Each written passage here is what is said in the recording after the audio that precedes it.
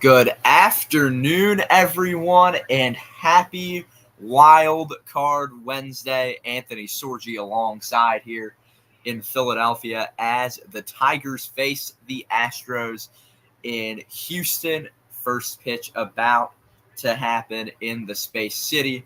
I am with our good friend Lincoln from American Football Network on this a great day for baseball. Four teams will have the opportunity to advance. Four teams playing to keep their season alive. Lincoln, it should be a fun day of baseball. It should. I'm excited for it. As a Braves fan, last night didn't go too well for us. But, it's going to be a good day. I believe, if I'm right, the Padres were the only favored team to win yesterday. As the Tigers beat the Astros, the Mets beat the Brewers, and the Royals beat the Orioles. Yeah. So I think the Braves were the only lower seed to lose yesterday. So it was a wild first day of the wild card games, an exciting day. I think it's going to be another great day of games. I'm excited for it. Just looking forward to what we have on the slate today. Is four teams, like you said, playing to keep their season alive. Yeah, and as we I don't have the game on right now. I'll be honest, I'm about to turn it on. So as we either get underway right now or are about to, I will hand it off to Lincoln for the top of the first while I get set up. Lincoln, take it away. Yep, so we are on the commercial break right before first pitch. This is, I expect, to be another great game. It was a good one yesterday. As the Astros lost to the Tigers, they're looking to rebound today or else they're going to be gone. And I was listening to the pregame. There was a lot of talk that now I haven't really kept up with the Astros a whole lot, but a lot of talk that if the Astros lose today, this might be Alex Bregman's last game in Houston. So he might be looking to move on somewhere else. But yesterday we mentioned the Tigers get the win 3-1. Tariq Skubal, absolute gem for the Tigers. 6 innings pitched, 4 hits, 1 walk, 6 strikeouts. Didn't allow an earned run. You look on the flip side for Houston, Framber Valdez went 4 1/3, gave up 3 earned runs on 7 hits, 2 walks, 3 strikeouts. The Tigers couldn't hit the rest of the pitching, just 3 hits the rest of the game outside of the first 4 1/3 innings. But when you look, walks were another big problem for the Astros pitching yesterday, gave up 6 walks. So you got to get that under control if you're Houston today. But as we flip over to the game today, a little look at the betting lines for people who enjoy betting. The Astros are favored again today, minus 180 on their money line. The over-under is set at 7.5 runs. When you look at let me pull it up. I thought I had the starting pitchers right here. Apparently not. 1 second for me. As a look at the starting lineup for the Tigers, Parker Meadows leading it off in center field. Kerry Carpenter batting second at DH, and Matt Verling, the right fielder, will hit third. That'll be who's due up for the Tigers as we get ready to start in this one. It should be, like I said, a fun game, very exciting game. This is one you don't know if you're going to get a whole lot of offense or if you're going to get another low-scored game. These teams have kind of gone back and forth this season. Both teams have the ability to really swing the bat and be electric. As Brown will be the starting pitcher for the Astros. The first pitch is on the way, and it's a fastball fouled back. It'll be 0-1 to start the game. As Hunter Brown, you look at his stats this year, 30 starts, went 11-9 overall, 3.49 ERA, 1.27 whip, had 179 strikeouts. Solid season for him as he's a youngster in this Astros pitching staff. The second pitch fouled off as well. Another fastball will be 0-2 now. And this is the start you wanted if you are the Astros. You want to just attack from the get-go. We're seeing strikes. Got a good fastball, 98 miles an hour on the first 2 pitches. As the third pitch is on the way, again, a fastball fouled back. It'll be 0-2 again. as all of these fastballs have been kind of up and away in the zone. The last one actually a little bit out of the zone. So the 0-2 on the way from Brown now is going to be put into play, but going to hang up for the left fielder. That'll be Jason Hayward in left field today for the Astros, and that will be out number 1.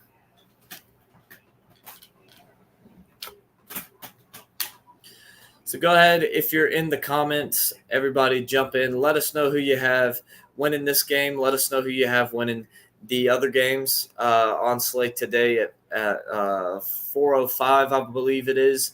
We have the Royals and the Orioles. The Royals up 1-0, and that one a good fastball at the knees for strike 1 to start Kerry Carpenter out. I'm trying to think. Then at 5:30, I believe it is, we have the Mets Brewers. The Mets are up 1-0. Got a nice 8-4 win in that ball game yesterday. And then you look tonight to close it off at 8:30 on ESPN. The Braves and the Padres. The Braves down 1-0 in that one. As a Braves fan, hoping we can stay alive, but I don't have much hope in us. As that one is going to be lifted into center field, high up in the air, and the catch is made for out number 2. All we've seen so far out of Brown is cutters and four-seam fastballs. That's it. He's really been pounding the hard stuff, and it's eventually he's going to have to get this off-speed stuff going, or it's not going to be very good. Not going to be very good for him. He's got to get the off-speed stuff going. This Detroit team has been hot, went on an amazing hot streak to get into the playoff, and now looking to continue that after winning the first game. As that one, the sinker at 97 is inside. It would be ball 1. Verling on the year, hitting 257.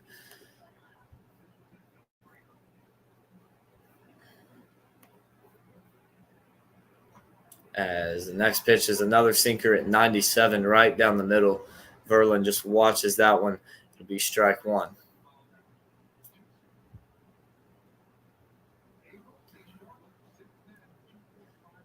You look at Hunter Brown's ERA, struggled in April, 9.78 ERA. May through September had the 4th best ERA in the MLB. The only guys ahead of him were Paul Skeens, Chris Sale, and Michael Young.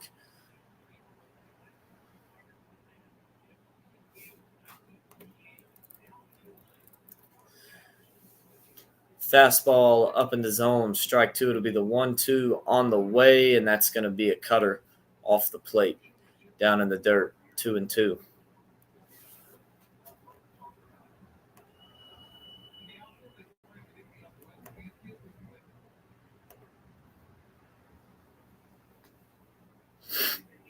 So we get set now. The 2-2 as Brown steps off the mound, getting set to go back now.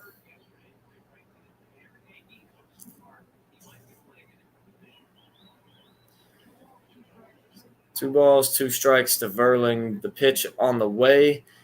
Good, perfectly spotted fastball on the outside edge for strike 3. And that will retire the side. So no runs, no hits, no errors for the Tigers in the top of the first.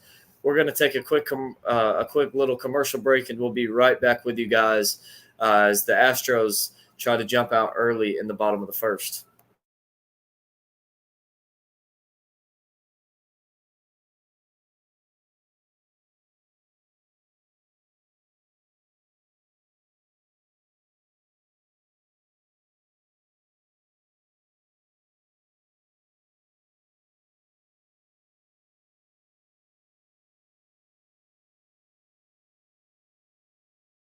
I am now with you all. I apologize for that delay. Great job by Lincoln there on the first inning of action. And now I am trying to pull up another tab so I can flip that. Let's take a look at the comments section. This morning, Primetime Traveler saying, "Go Tigers." Agreed. Baseball Road Tripper, of course, in the chat. I bet the orange team. Yeah, I would agree. The blue and orange team, I think, will win today. It just depends on which blue and orange team. And it's Aaron Johnson from Detroit. Go Tigers. Baseball road tripper saying, number one Tigers fan.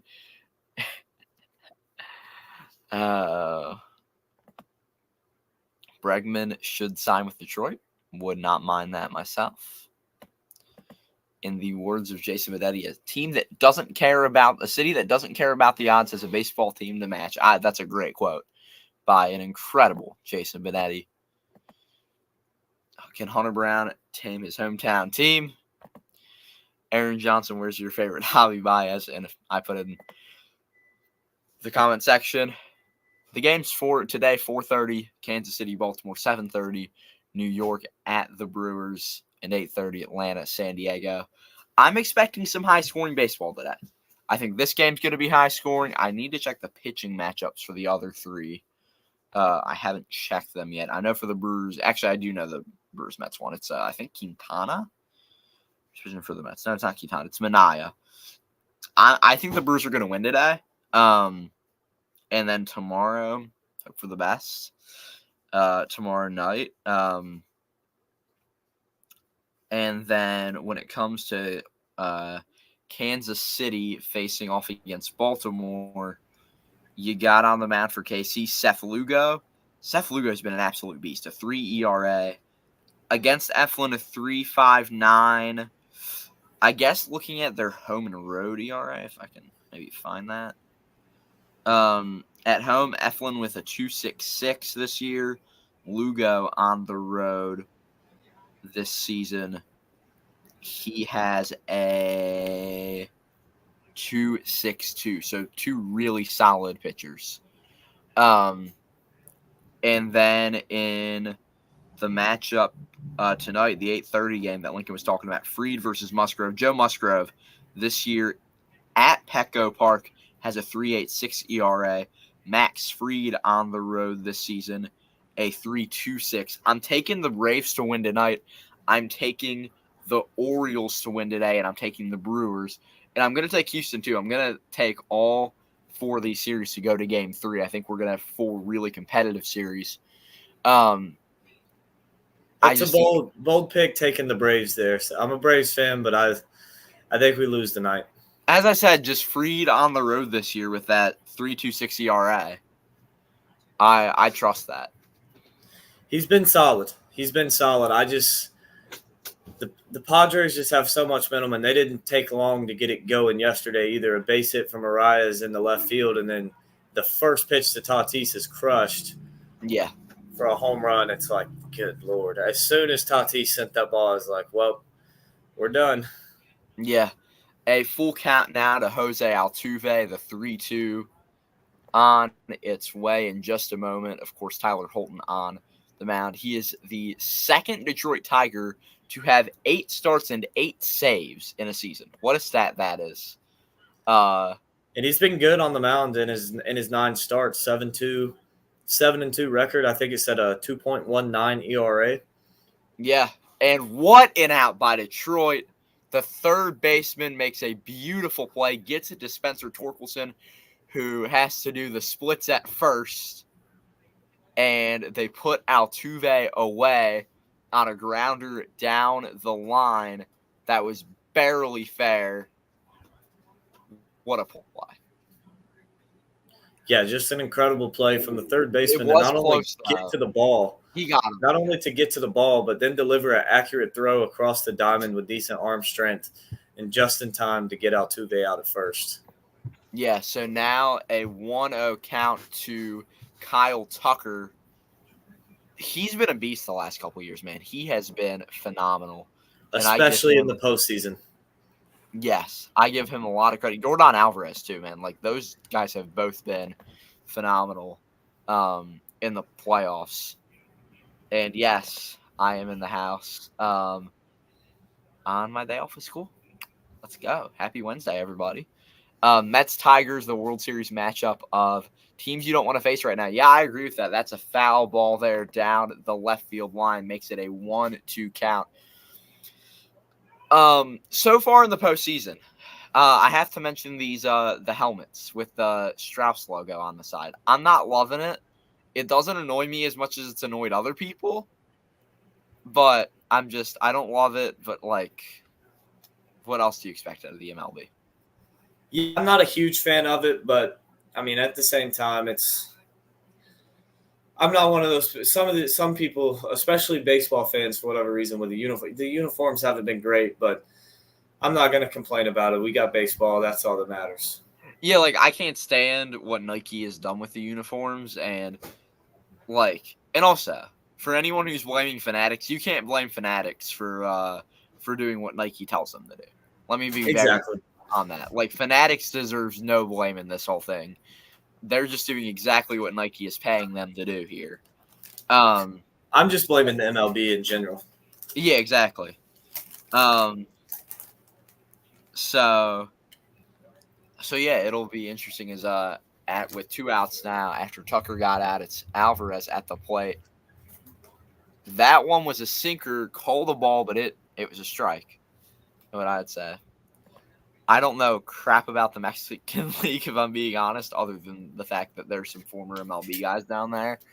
I see a little bit, but like I don't pay attention. I don't like the only baseball I've ever really watched other than MLB that's like international, like another country's league, was the KBO during COVID because that's the only baseball we had. Go Samsung Tigers. Or is it Samsung Lions? Samsung Lions, not Tigers. I forget. I think it's the Kia Tigers. I don't remember. But Yeah, I just said the only baseball I've watched other than MLB is college baseball and a little bit of Korean baseball during COVID. yeah, That's it. yeah. And college baseball is great. Like it's I love it. Fun to watch the College World Series. I mean, I know I streamed. What was it? That was Game 3 I streamed. Yeah, the same night as Game 7 of the Stanley Cup Finals. Which was a crazy night for sports. Good to see the Vols win. I was hoping they would get the dub. I was hoping Edmonton was going to beat Florida in the Stanley Cup, but went 1-1 on the night with my picks. 2-2 now to Alvarez, and he will ground one foul. That was a sinker, 92 miles per hour. And I will say 16 pitches so far through the first inning. Not incredibly ideal, but he's getting outs, and that's his job as a normal reliever who just sometimes pitches a few innings to start off the game. Yeah, exactly. So 2-2 after another foul ball. MLB making uniform changes without taking responsibility. Yeah, the ASG change I was okay with. I don't mind having All-Star Game different having uniforms for the All-Star Game is that are unique, but they got to look good. They can't look disgusting. Personally, I'll never like any All-Star Game uniforms unless it's the players wearing their team uniforms. That was the best. And it's a good thing, I think, overall that they're going back to that. As the bottom of the first inning ends, we head to the second. Here's an update. The little thing telling us. I'm going to take a quick break, and I'll be right back with you. Okay. While we go on the break here, while Lincoln goes on the break, let me pull up because I want your all's thoughts on it. Slightly biased. For those of you who follow me on Instagram, you'll know that I posted my MLB playoff picks last night, so I'm going to go over them while we're sitting here at the break watching betting ads. So let me just grab.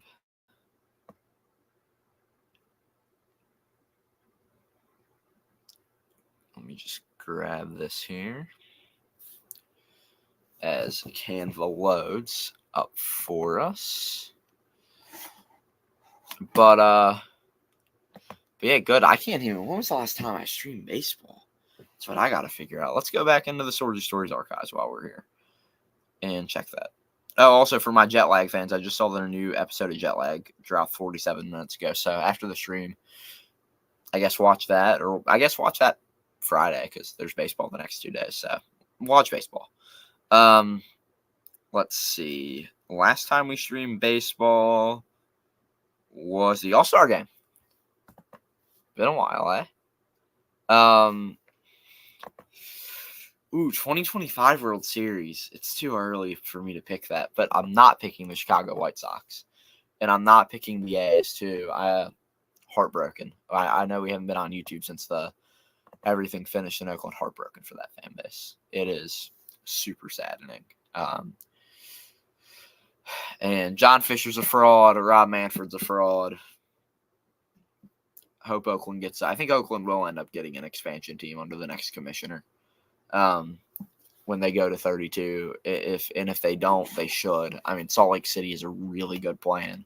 Nashville has, I think the best idea for Nashville is build it where Nissan Stadium is now. You can get a riverfront ballpark with some beautiful views of the skyline. That's what I would do if I were them.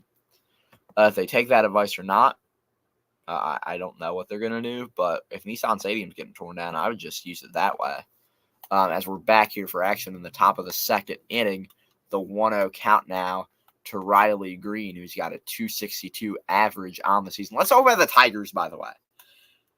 I didn't really pay that much attention to baseball in September. Like I've been my weekends, I watch college football and then, the NFL on Sundays. So it's like I watch the Brewers games and I watch the Phillies games and I went to a couple Phillies games late in the year, but I didn't know it was going to be like this. With the Tigers, they flew under the radar. I was thinking that the Twins or the Mariners or someone was going to get that last spot, or maybe even the Red Sox. The Tigers came out of nowhere. Really impressive for them. I guess same thing with the Mets too. Like I wasn't really expecting the Mets. I thought the Braves were just kind of a lock for the 6th seed. And the Diamondbacks too. Like I thought the Braves and the D-backs, or I don't know who else could be a million teams who were in the mix at one time. But just this MLB season has been crazy. And so far through the first day of the playoffs, a lot of surprising results early. The 2-2 to Green, swing and a miss. So Hunter Brown gets the great strikeout there of Green. I will be watching.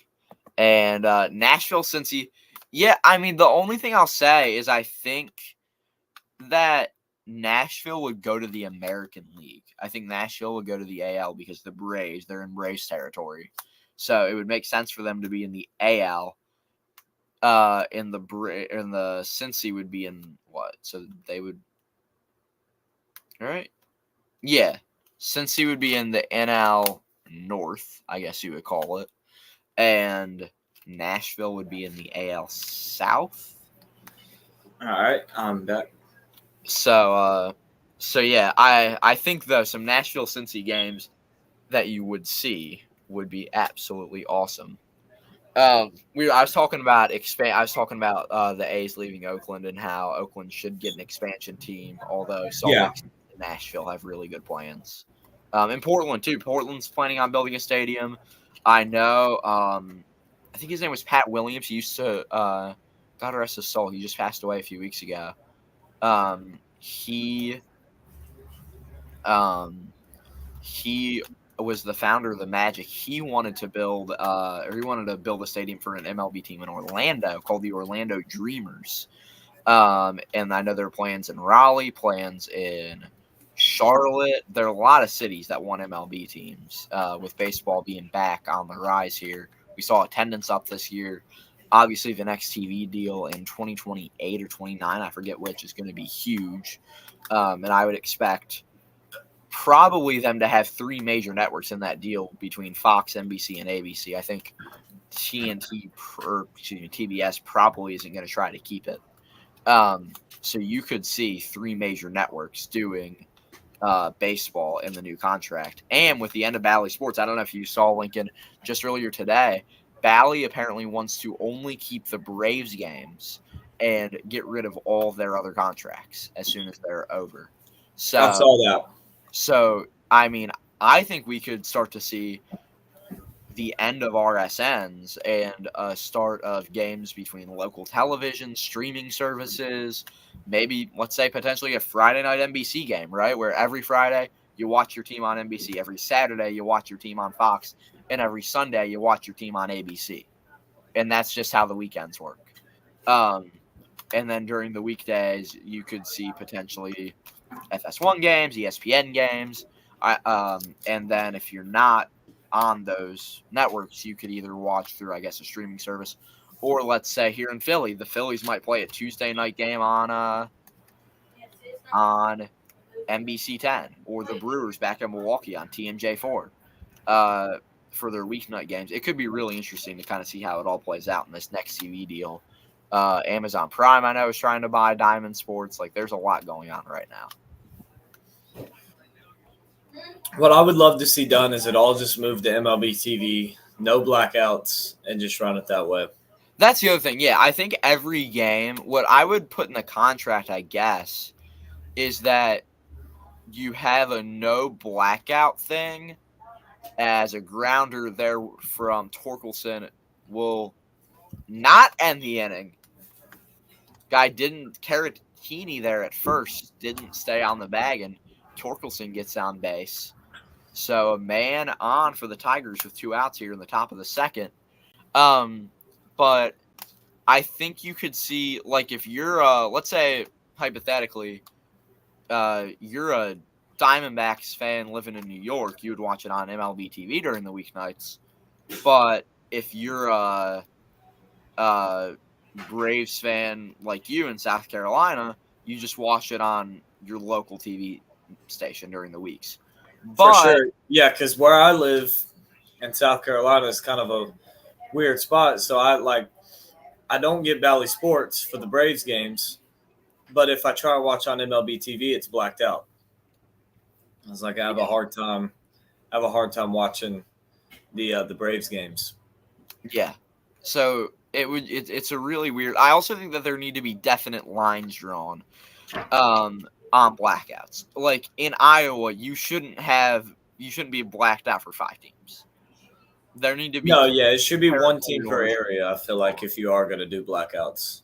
Yeah, there needs to be one team that is in. There needs to be one team that owns this certain TV market, and that's where their games will be. Or like, let's say with what I said about like an MLB TV thing, maybe on a Friday night, if you live in Denver and you're a Rays fan for whatever reason, that's going to be a double.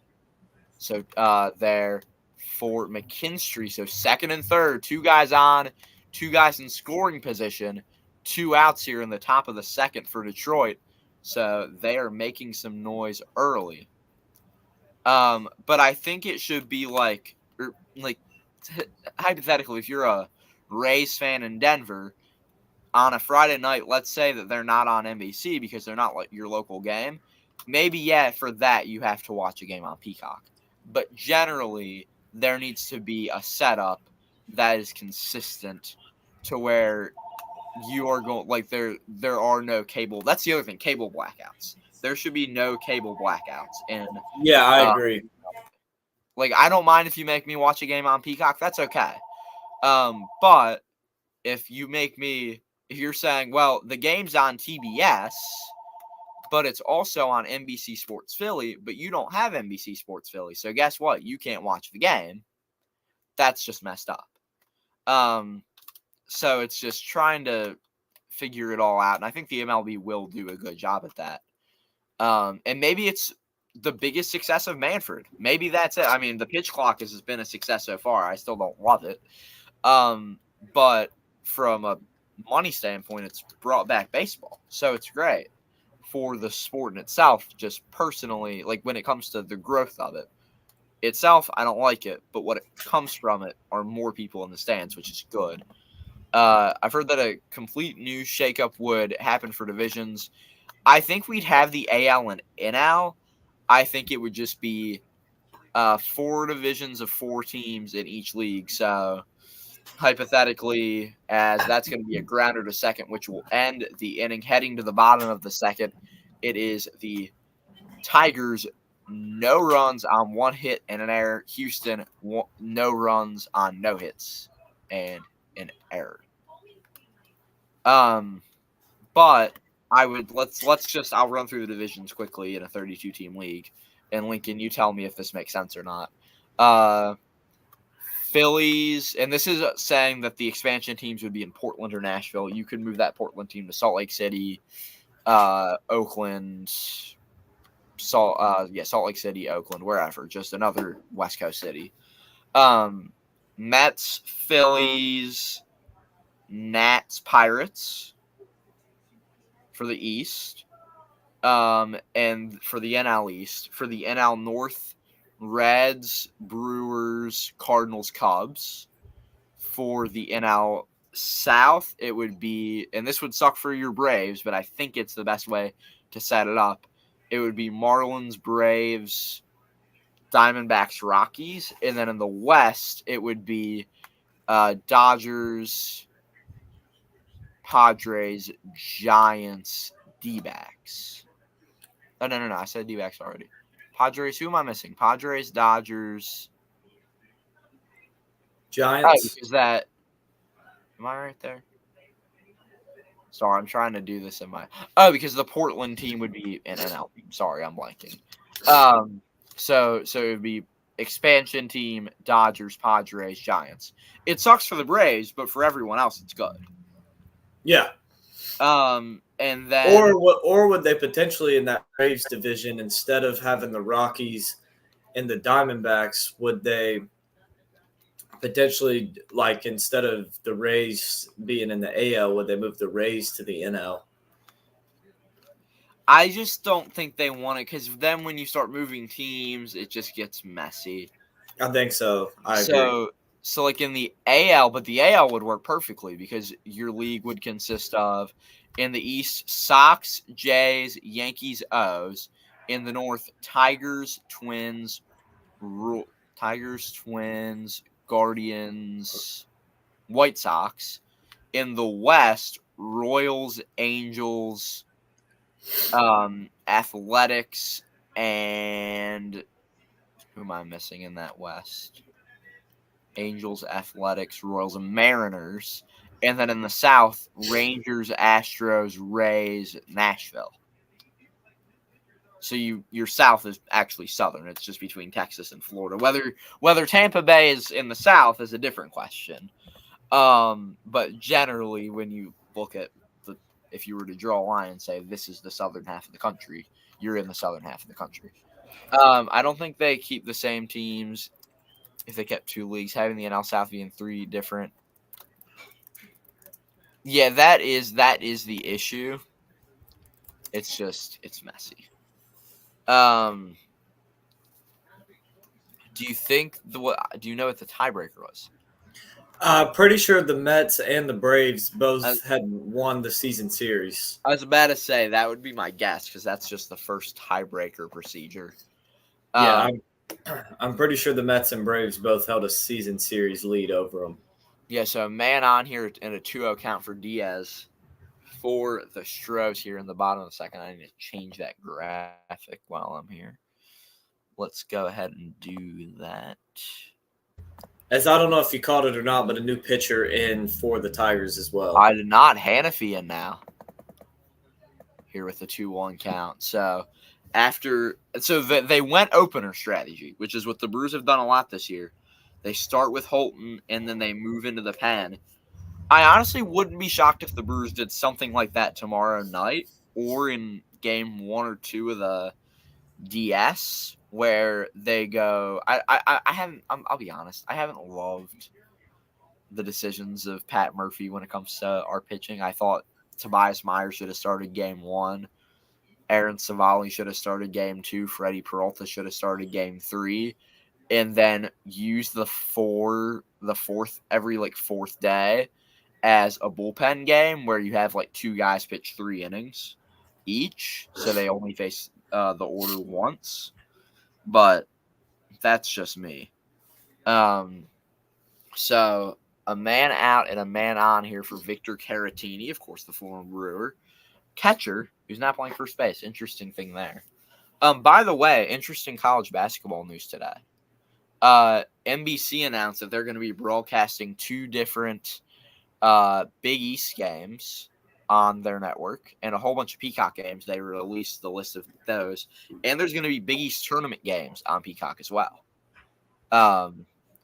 And one of those Peacock games is I'm really excited for it. It's Marquette's student-only game at the Al McGuire Center, which seats about 5,000 people. It's where the women's team plays. But it's going to be only students, and it's going to be literally a 5,000-person student section in the arena, which is going to be an electric And it'll be louder than any other game. Maybe, although they put National Marquette Day, which is our biggest game of the year every year, they made it the game at home against UConn on February 1st on Fox in prime time. Gotcha. Yeah, that one might beat it. That's going to be an electric atmosphere at Fiserv Forum. And yeah, Coach's magic. Yeah, I agree 100% with you there. I mean, we saw it with the Rays with Blake Snell in the World Series, cost them a World Series. Yeah. That's what happened, I think, yesterday with Freddie Peralta. Like, they bring in a guy and he pitches 0.1 innings. And that's it. Also, this is interesting. There's a $50 million push to get Sacramento State up to the FBS. They're doing huge renovations to their stadium. I mean, I've always thought Sacramento State should be in the FBS, considering how big of a market they're in, honestly.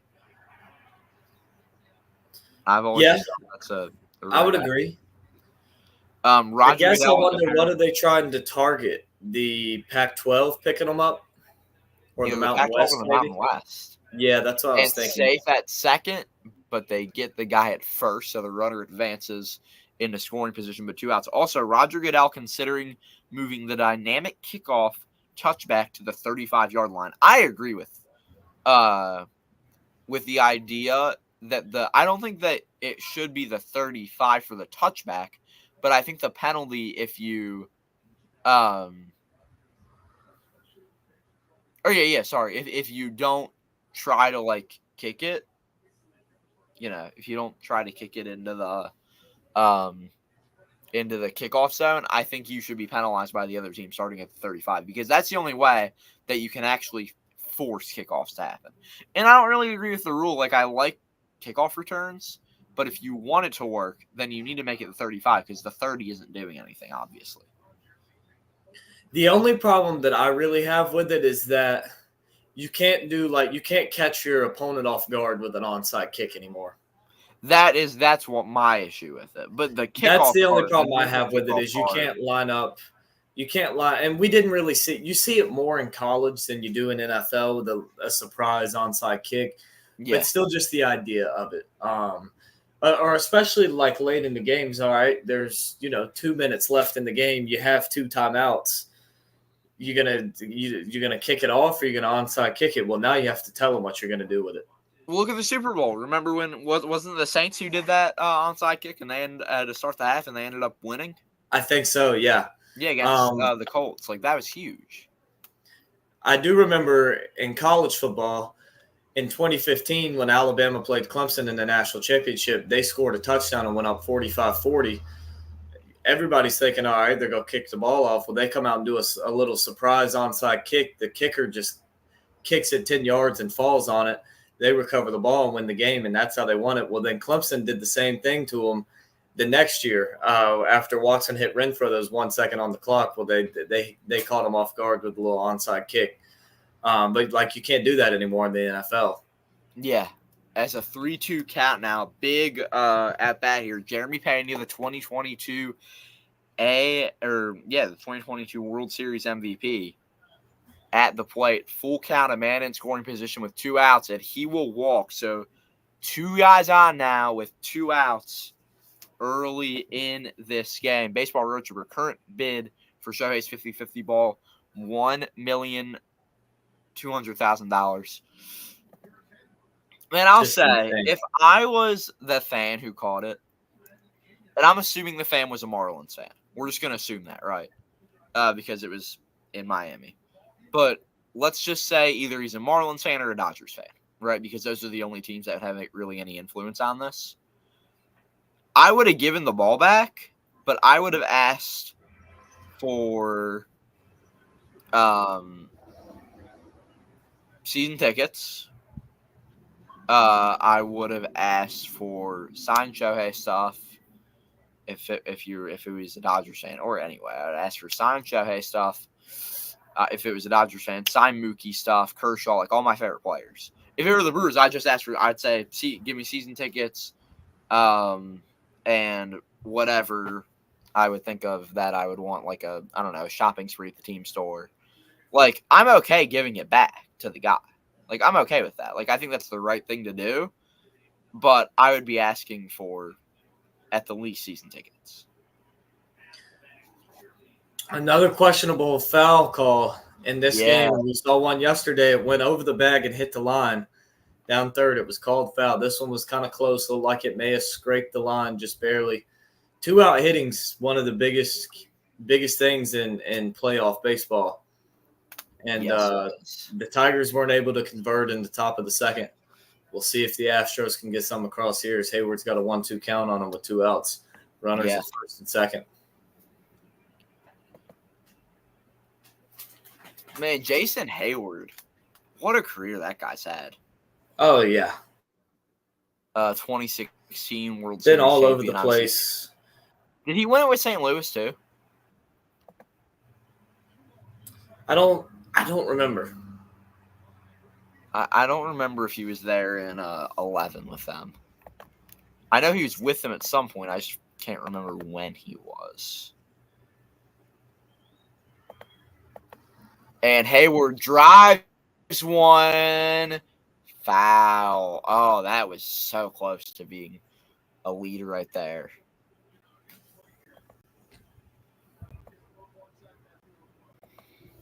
So, Hannafy versus Hayward. Hannafy with a pitch count of 23 right now, man. As we see a fan with a J-Hay sign, the orange towels waving, a lot of people on their feet for this early game critical moment. Now here comes the crowd onto their feet. The pitch, foul it off again. So we saw, 17 pitches in the first inning. Now making Hannafy throw. He's at minimum of 26 right now. Like the Astros, they're making these pitchers work, and for a bullpen day for the Tigers, you want your pitchers getting a little bit quicker outs, you'd think. Yeah. Hayward, not my – he's like a good guy, but like I like him more than Jesse Winker. Jesse Winker couldn't do crap for us, and then he starts trash-talking Willy Adames. Also, if Willy Adames leaves, I'm not gonna be a happy camper. I think he's gonna end up staying in Milwaukee, but if he leaves, I will not be extremely pleased. 2-2 count, 2 on, 2 out. Swing and a miss. Hannafy gets out of it, and the Tigers keep this game at 0-0 heading into the third. The score is 0-0 in the Space City. Man, what a game this has been so far. Like, just the 2-out situations have been incredible to watch. This is playoff baseball at its finest, folks. This is just 100%. What a game. I mean, we're in the second inning, and we've already had just critical at-bats. And not only that, are they critical at-bats, but they keep fouling the ball off. So it's just like the suspense just keeps building and building and building. Baseball road tripper, I will ask for right now. I'm guessing the answer is the Brewers.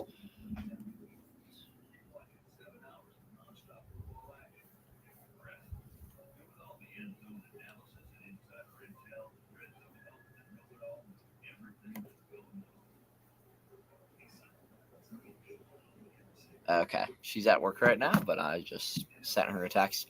I'm going to put up on the screen here, and I want your thought on this, Lincoln. I'm going to put up my playoff predictions. And I want to explain this, because seeing the Brewers winning the World Series might look a little bit crazy. But I thought going in, I'm not sure how much I agree with it now, that they're going to beat the Mets. And then I'm concerned about the Phillies. And I think, Lincoln, you can actually attest to this, because the Phillies have never had the first round bye before. Uh-uh. And you saw when they stayed fresh what they did to your Braves. You watched it 2 years in a row. That's what surprised me with Philly this year is usually they'll rest their guys for 40 games and say, all right, Atlanta, go ahead, have the division. You can win it. We don't care. We're just going to crush you in the playoffs when it matters. All of our guys will be rested. Your guys go out, play 155 games a year. We'll play ours about 130, and then come in the playoffs, we'll be hot down the stretch, we'll be fresh, and we'll come in and just crush you. That's usually what they've done. They didn't do that this year. And I'm a little worried about them too. We haven't seen the Phillies like this. And what concerns me about them is that when you look at how they started the season and how they started after the All-Star break, they were cold. And if a team like the Brewers, the Mets not so much, I think, but for the Brewers, with the dynamic offense they have, if they can go into Philly and just take game one, I think they win the series because all you need is one game on the road and you get 2 wins at home and you're heading to the NLCS. Yeah. And then you look at the other side of the bracket. Sorry, I have the Padres beating the Braves in 3. I think the Braves win tonight, but I'll take the Padres tomorrow. No, I'm a Braves fan, but I have the Padres beating us in 2. Yeah, I have the Padres beating the Dodgers because the Padres have been better than the Dodgers this year. 8-5 against them, head to head. And then Brewers Padres, it's kind of a coin flip. I just went higher seeding, home field advantage, and then in the AL, Astros over the Tigers in 3, which could very well happen. Orioles over the Royals in 3, and then the Astros have the season series against Cleveland. The Orioles have the season series against New York. Astros O's. O's have the season series, and that's actually about it. And I do the O's or the Astros? Who have the better record? Because does someone know, is home field advantage based off of record or seeding? Let me look. Because I'm not sure if it's seeding or record. And baseball roaster from my mom. This is what she says word for word. Hey Tony, I appreciate you asking, but I haven't paid close enough attention this season to have a good informed opinion. But I would love a Brewers Orioles matchup, which is what I have right there, as you can see. And of course, I'm taking the Milwaukee Brewers because they're the Milwaukee Brewers. We're undaunted, as Pat Murphy likes to say. That's actually one of my favorite Pat Murphy lines is the quote of undaunted. As we're here, top of the third, a 1-2 count to Rogers, the number 9 batter.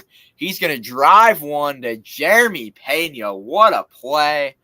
Backs up and makes the catch in the shallow outfield.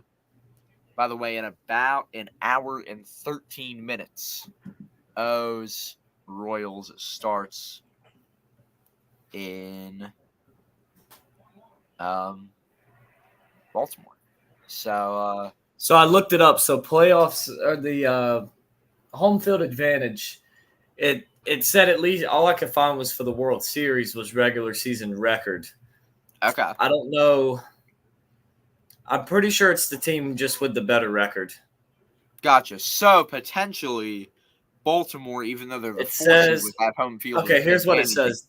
The team with the better record has home field advantage, but a wild card team never secures the extra home game regardless of regular season records unless both teams in the league championship series are wild cards. So Houston would have home field over Baltimore? No.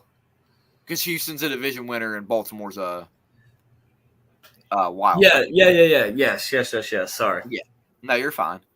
What was I looking for? I went to the standings for something else too, and now I don't remember what I went to. Brewers would have home field over the O's in the World Series too. So, and I think, and I'm biased, but taking my team because I think, as I said, I think if they play the Phillies, they're beating the Phillies, and obviously I would love that living in Philly because I would get to have bragging rights over about everyone. Speaking of, I almost went. I ended up not, as the Astros get the second out of the inning on Meadows there. I almost took I thought about at least taking the train into Philly and going to the rally that they're having. They have the Philly Fanatic, maybe some players. Not sure. And and as well as Mayor Sherrell Parker and a lot of other city leaders on a bus going around the city. They're going to end up going to a couple suburbs as well this evening, getting the fans hyped up for Saturday. But yeah, because Nick Castellanos played a lot of games. Yeah, see, sadly, Nick had school today, which is really a sad story for him. But we're gonna beat you, Nick. You know it. If we get to play you, which I'm hoping happens. Trust in Frankie Montas. That's all I have to say. But yeah, I'm just seeing what's going on. We have tournament news, folks. We have our 2027 and 2028 March Madness sites were just released. So that's interesting. We have, of course, Dayton is doing the first four. We all know that. We have, for the first and second round in 2027, Charlotte, Pittsburgh, Minneapolis, Omaha, Louisville, Fort Worth, Sacramento, and Spokane. Third out of the inning there will end the top of the third. Kerry Carpenter grounds out. And then for the regionals, Madison Square Garden, Kansas City, Missouri, San Antonio, and Los Angeles. And then 2028, first and second rounds, Brooklyn, Orlando, Columbus, Des Moines, Birmingham, Tulsa, Salt Lake City, Seattle, and for the regionals, Raleigh, Detroit, Dallas, San Francisco. So, no Milwaukee, sadly, and no Greenville either. I know Greenville sometimes gets some games. Yeah, I wish we could get some. I know Greenville usually gets the SEC women's tournament, but usually that's about all we get. That's a fun tournament, though, especially with the LSU South Carolina rivalry the last couple of years. It is. And I think that's why it's in Greenville. It's a good spot, and when South Carolina is your best team, that's a good spot to put it for a lot of their fans. Yeah. Yo, Nick. I didn't even have my phone last night, dude. Like, seriously, I didn't have my phone last night. I forgot to text you about that.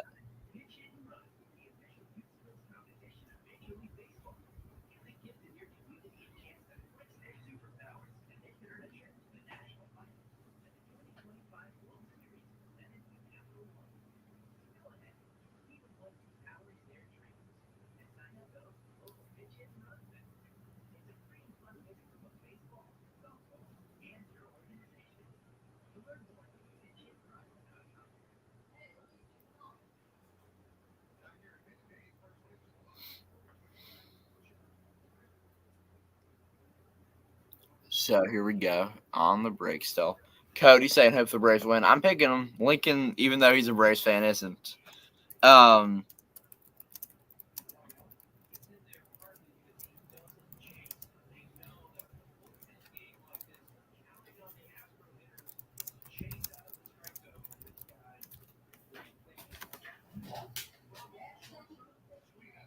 Okay. Chaz McCormick up, a native of Westchester, PA, somewhere in Delco. I'll find out. Chaz McCormick. Where's he from? I wanted to say Westchester, but I could be wrong. Yeah, Westchester. So, grounder.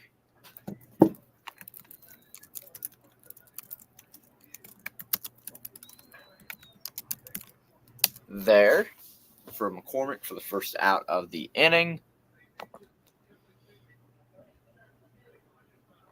Yeah, Braves just. I didn't watch the game last night, but of what I heard, Lincoln. I don't know if you watched it, but that's what it seemed like. Yeah, it was a rough watch. Offense just we couldn't. Yeah, like Cody said, could not hit the ball at all. Got down 2-0 early, and I mean we only gave up 4, which isn't bad.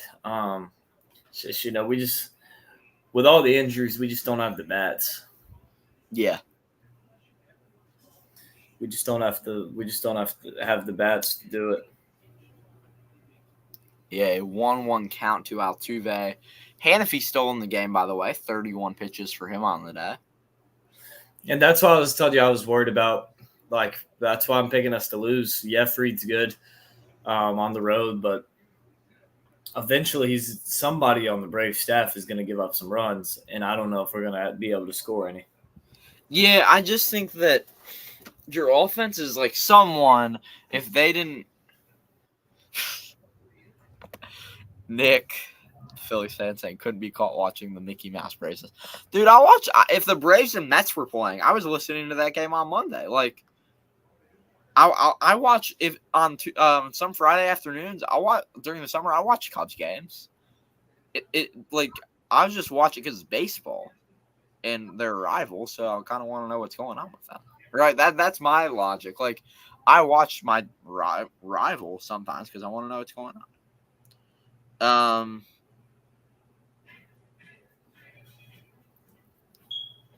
So I don't know what you think, Lincoln, but that's the way I look at it. Is I like watching my rivals. I just like watching baseball. I'll watch anybody. Exactly. If it's like, I don't know, Arizona. Trying to think of a really Arizona against Seattle. I'll watch it. I don't care. It's baseball, especially late night games. It's just, yeah.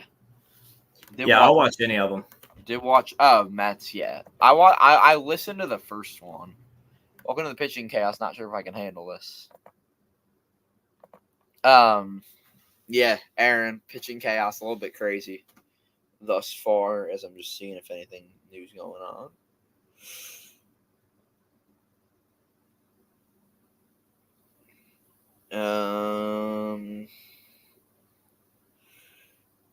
Let's see. Any notable names here? There's Team USA just announced. Yeah,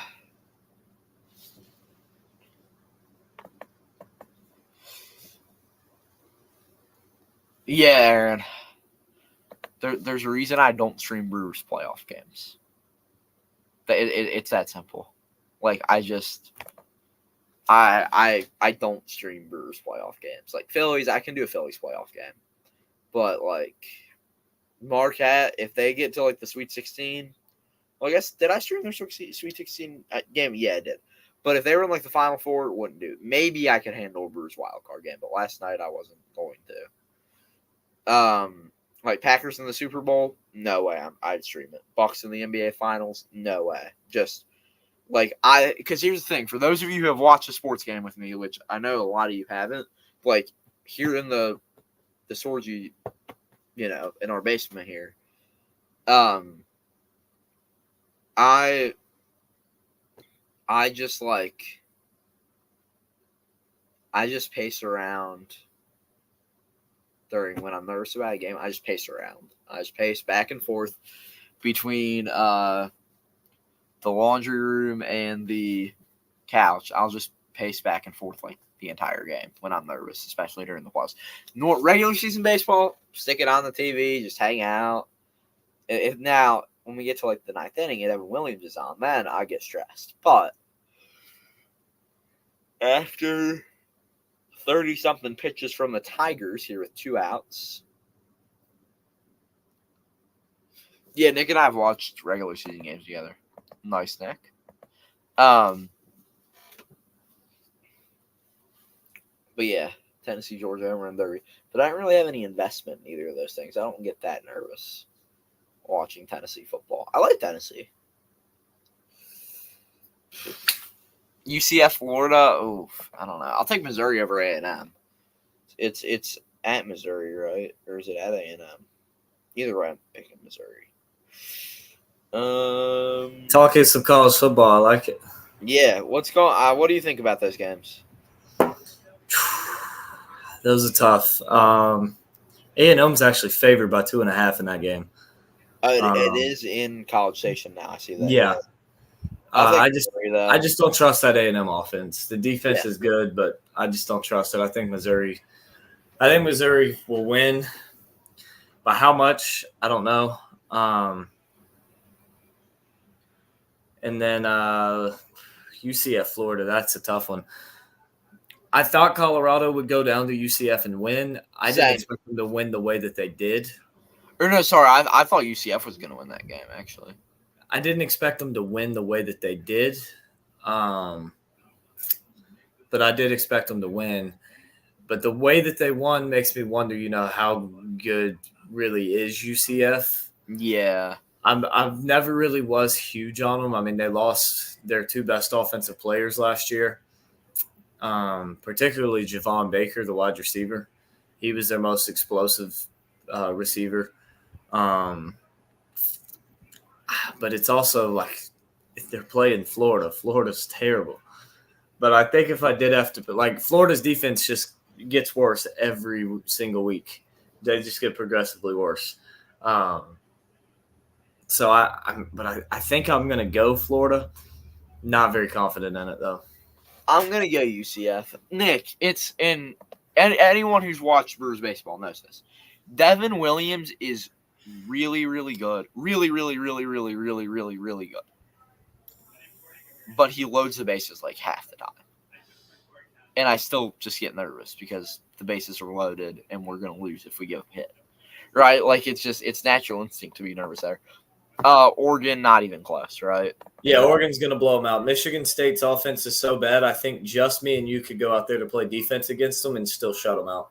Yeah, this is a crappy college football week, honestly. Like, they're like, I'll watch, what am I going to watch? I'll watch Missouri A&M, and then I might not even watch that entire thing.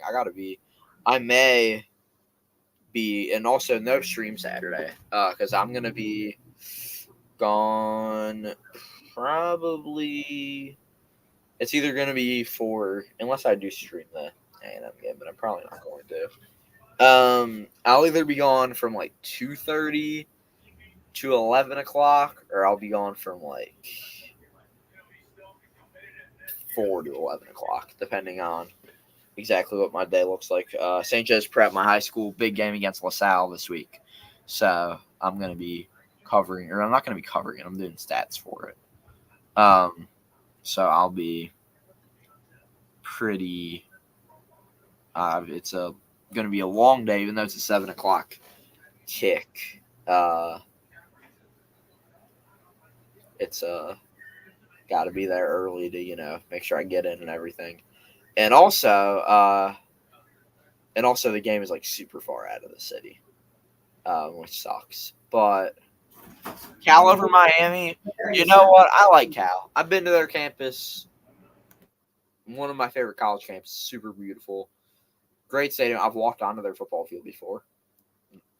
Completed the walk-on challenge at Cal 5 years ago. His former filling Matt Vierling up. A 257 average and a 735 OPS. Is that what that's at? So I'll go Cal just for that. Pretty simple.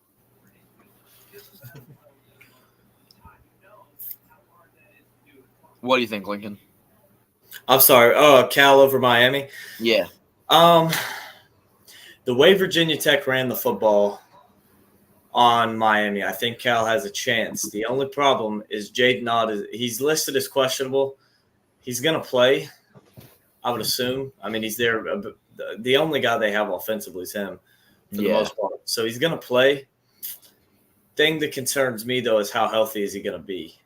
Not only that, Virginia Tech can actually beat you through the air, which makes me wonder, is Cal going to be able to have that same sort of success, or is Miami just going to be able to load 7-8 in the box?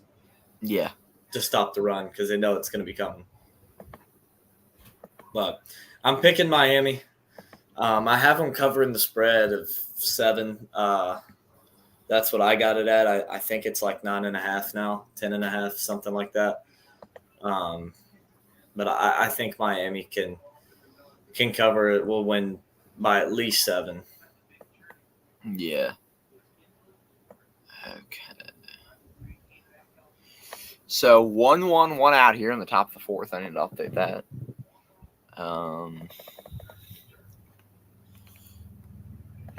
By the way, when I grab the picture, that's the background of Houston, and I'll actually here for a second. As soon as I get this perfectly symmetrical, there we go. I'll actually just go to this format for a sec. I didn't realize downtown Houston was that beautiful. Like, I knew it's big, but I was like, holy moly, that actually looks like a really nice place. Yeah. It's a lot better than Dallas. Dallas's skyline looks cool too. I know Dallas is like one street it's nice. Next street over, you're in the middle of the slums, like drug I haven't deals. been to either, so I can't judge. They both seem to have nice downtowns from just everything I've heard, but as I said, I can't judge. I've been through Dallas once, and that's how. I mean, every road was being worked on. It was like, all right, this street's nice. You go to the next one, you're gonna get shot. So, and it was like every other street is like really nice, really dangerous. I mean, I go to school in North Philly. If I walk, I don't know, I walked one time like 4 blocks away from the school.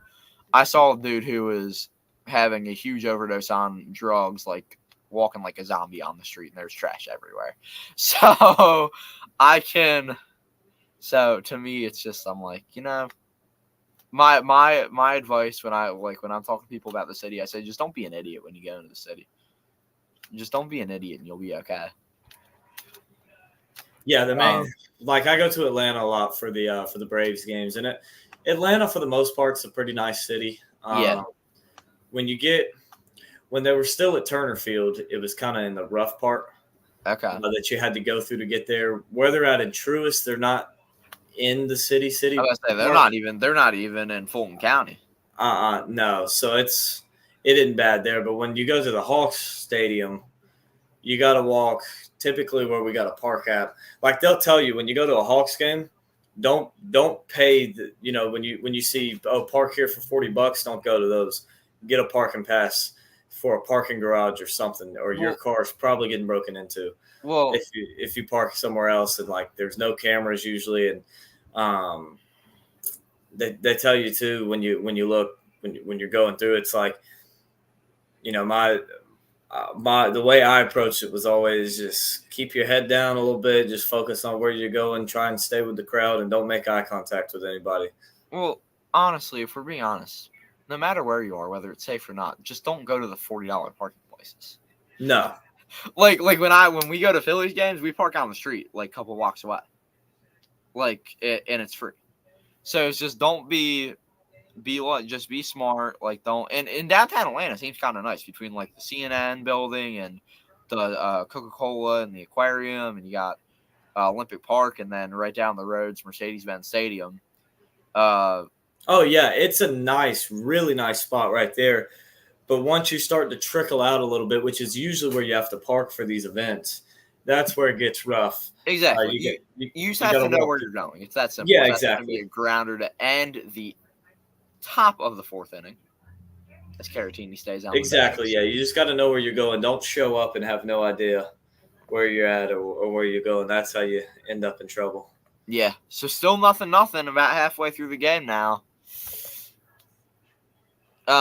Here's a question from Cody. Do you think Memphis can make the playoffs? I'm not sure, honestly, who's going to be the group of 5 team. Like, it could be Boise State, it could be Memphis. Like, I was thinking it was going to be Washington State, who I thought was going to go undefeated, and then they lost at Boise State. Huge win, 45-21. So, I don't know. Yeah, I don't think Memphis makes it with one loss. At the least, Boise State's going to have a loss. The worst case scenario for Boise State, they lose one game. At least you would imagine, obviously, barring any sort of injuries or anything. Haven't they already lost one game? To Oregon, yeah. Yeah.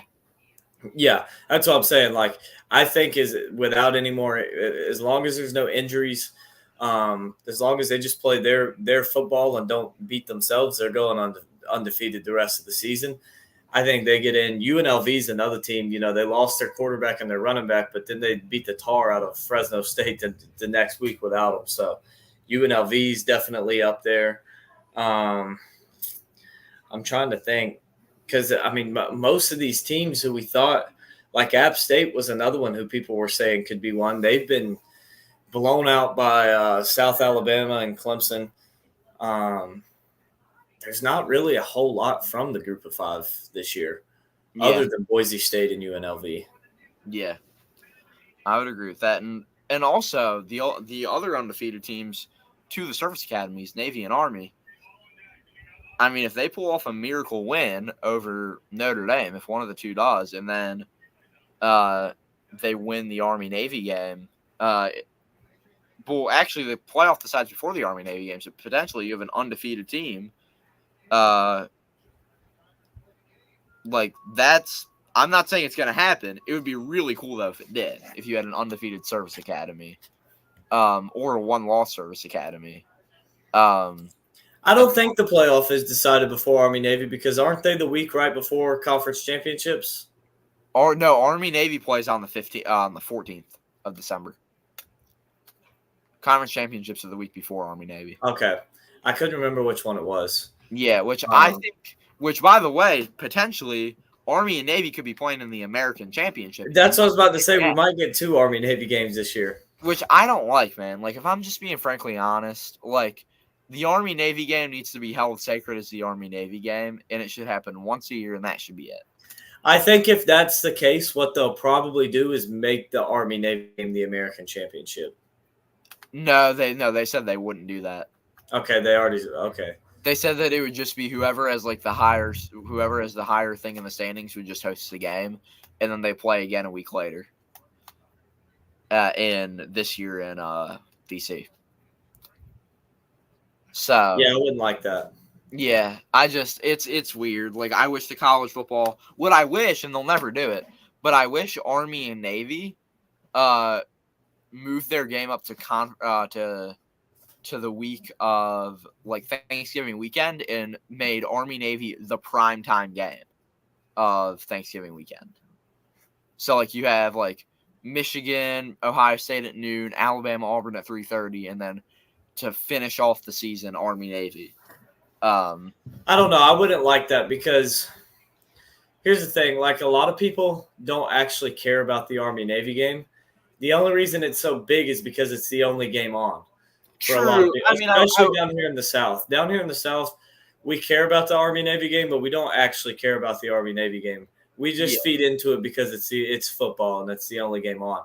So I think leaving it as its own game, the only game that week, because here's the other thing too, if you put it at 7:30 in prime time, it might be in prime time, but it's not going to be the only game on. That's the issue. It's just the thing about it is it's just like now like up here because I'm right between West Point and Annapolis. It's huge. Like the Army, like because of I know there are a lot of military veterans down south too, but it's like anyone who's a veteran or if you have like close family, like you're invested in the game. And it's like every year that like those couple of days leading up, it's like either go Navy beat Army or go Army beat Navy. So it is like a big thing, and it's just trying to figure out the balance. But also, Army and Navy might when they go to the Super League, Army and Navy might be left behind, right? So it's a question, and I think that would be the only quote-unquote FCS, which is what I'm assuming it would be because they'd all just merge into one big thing. I could see Army and Navy being the only FCS game anyone cares about every year because it's Army-Navy. I don't see that. I think if the Super League breaks off, I think you're still going to have the same interest. Like, I think you're still going to have an action through the week. Like, people are still going to watch these games. Even though, because, if we're being honest, people still do watch all these games, and none of these teams have a chance at the playoff, really. Yeah, well, this year is the first year that any of them have. Like, it'll be the only FCS game that gets any attention. Because, like, no one's just going to watch an FCS game when there are FBS. Now, if, like, it is a MAC Tuesday game, then, yeah, people might watch that. But I'm saying even on Saturdays, like this week, you're going to see some people watching Group of 5 games that don't usually watch them. I'm trying to think what Group of 5 games would someone. I guess Army or not Army Air Force, Navy Air Force people will watch. But I'm trying to think of are there any really good matchups in the in the group of 5. I mean, this week is also just a crappy week, if we're being honest. And, Boise State, a whole bunch of other schools, and Gonzaga. For Gonzaga, it sucks. Gonzaga should have joined the Big East, in my opinion. I think eventually they will actually end up joining the Big East when the Big East next TV contract comes around in 2031. Because I think by then we could see a lot of change in college football. For Boise State, I guess it's a good move, but like if I were Oregon State and Washington State, I would just would have joined after the TV deal was done. I just would have joined the Mountain West and called it a day. Oregon Independent. Well, we have a hit batter by Herder. Yeah, so 2 on and 1 out here. Yeah, first and second with 1 out. And Jeremy Pena at the plate. For Herder, so far 19 pitches, just 9 pitches for strikes. Yeah, Hasn't been very good. Can we talk about something with ESPN quickly? Why do we need the win probability thing up there? It changes so much. Like no one cares about that. Like you can feel as a fan, you can feel the shift of the game. And you know in your head who's going to – like if I want to know the win probability, then it takes me 10 seconds to go look it up on ESPN. Like – Well, not only that, I think it's stupid because when the game's 0-0, all right, if the Tigers get out of this without allowing the run, it's going to go back down. We'll say the Tigers get a leadoff single to start the next inning. They're going to be the ones favored to win the game. Yeah. And it's like that's not actually how the win probability works. Exactly. So Pena up. He is going to look at ball 1, which was low. Like a leadoff single in the top of the 5th inning does not switch the win probability from you having 36% to you having 60%. Exactly. Especially when you are the lesser team. Yeah. Pac-12, it's good for the Pac-12. But what is the Pac-12? It's a group of 5. It's a group of 6 conference. Group of 6 conference, right? Like they're not a Power 5. It's they're 4 power conferences, and it's that simple. So there's the double play to get the Tigers out of the inning. Yeah, I've got a 2-1 here. 1 out. 2 guys on. Pena, there it is. Grounds it to short. They get the guy at second. Beautiful play to Torkelson at first. So at the end of 4, it is Detroit 0, Houston 0. And what a game it's been so far. Great pitcher's duel between these 2 teams. It has. It's been a great game. But I'm going to head out. I appreciate you having me on. It's been fun. Of course. Got a good day left of baseball. We're just getting started. Looking forward to it. Hopefully the Brewers and the Braves can get wins today. We'll see. More confident in the Brewers than I am in the Braves. Hopefully that is the case. Hopefully so. But yeah, appreciate you having me on, man. I'm sure we'll be doing a stream together sometime soon. Yeah, sounds good, and I appreciate Lincoln joining us today. And we're going to take a break here as we head to the 5th inning. So this is going to be Salamanca by Sarah the Instrumentalist right here on Sorgy Stories.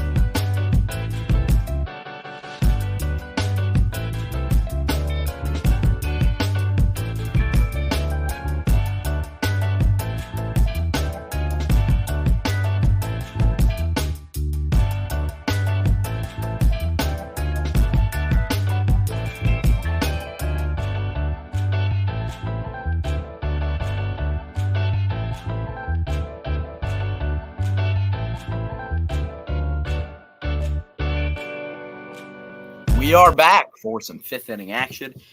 Here, Anthony Sorgi alongside. It is Brown still out on the mound. Of course, Lincoln. Appreciate you, man.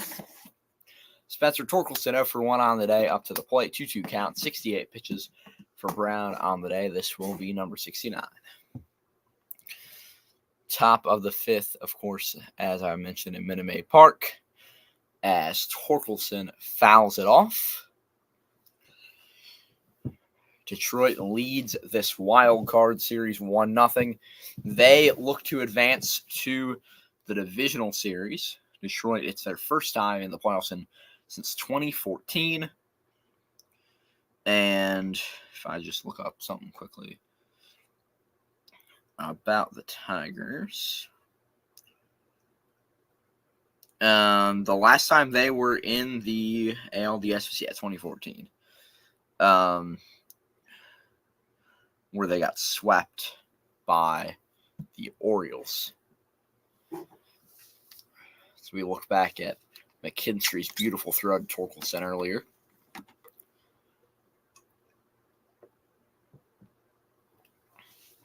Zach McKinstry now up to the plate for Detroit.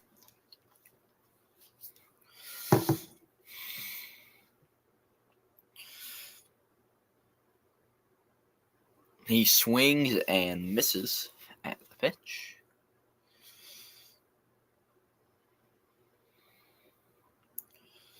Of course, for those who haven't noticed, got my Jackie Robinson t-shirt on and my Vince Lombardi hat. And what a throw there by Altuve. Gets the out. So 2 outs here in the top fifth. Also, fun fact, today is the last day without a college football or NFL game until November 27th. 55 straight days of not commercial-free football starts tomorrow. Awesome, Lincoln. Appreciate that comment. Brown with the pitch. That one's going to be way low, and Sweeney, of course, won't swing at it. Let me pull this closer. There we go. You good? Yeah, there we go. Perfect. So a 2-0 count now to Sweeney, who's 0 for 1 on the day. Brown the pitch. That one's outside on the sinker, 96 miles per hour. Makes it a 3-0 count. So Sweeney will probably have the green light. The question is, will he swing or is he a traditional guy? Personally, I always think swing on 3-0 unless it's like way outside. And he takes, and he could have sent that one to Waco, but instead he lets it go by. 3-1 count on Sweeney.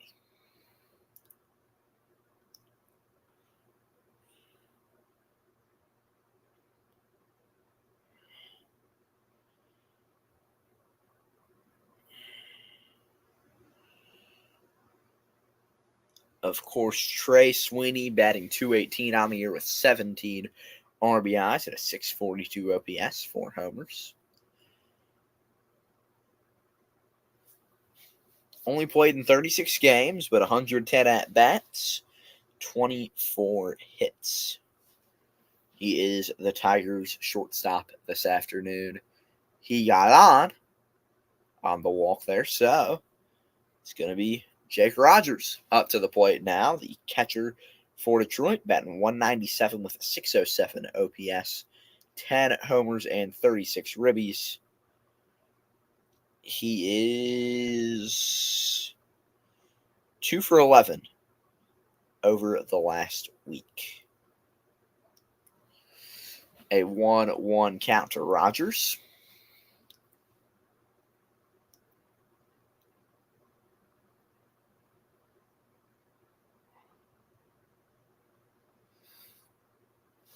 The pitch. That one's going to fall into the zone. 82 mile per hour off-speed curveball makes it a 1-2 count to Jake Rogers.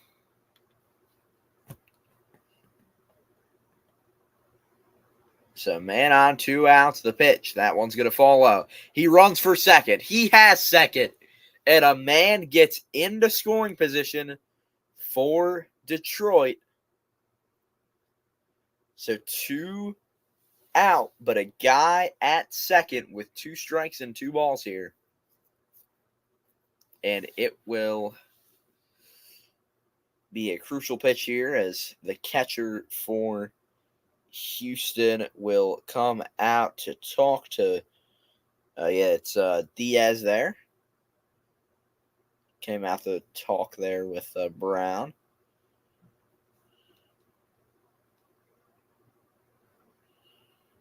And, yeah.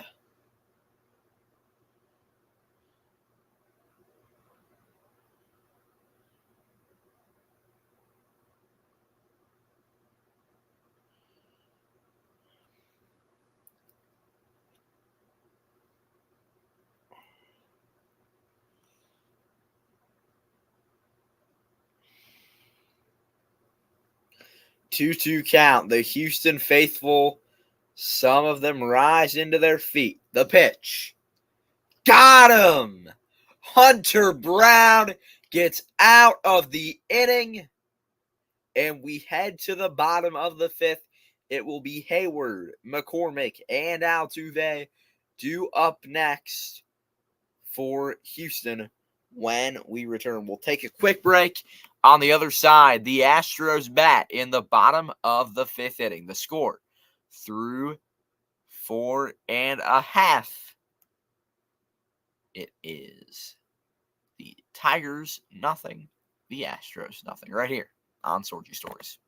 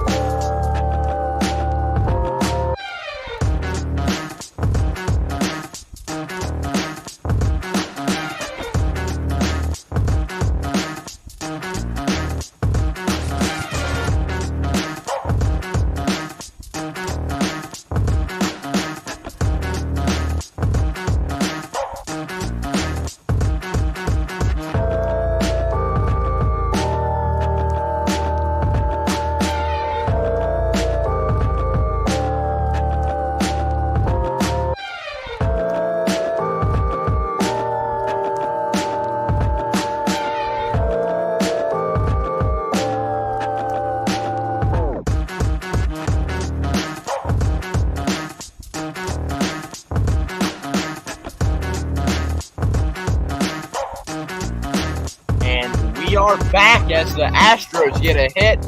Mauricio Dubon gets on base. The hitter gets a man to first for Houston.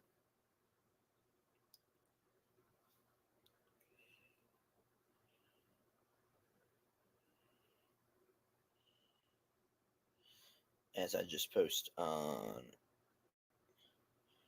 IG that we're live.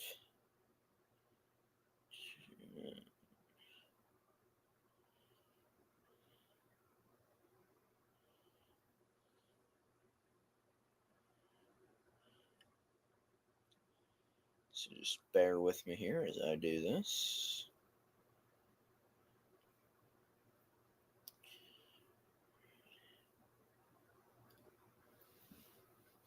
Check swing. Did he go? No, he did not. Chas McCormick, of course, up to the plate. 1-1 count.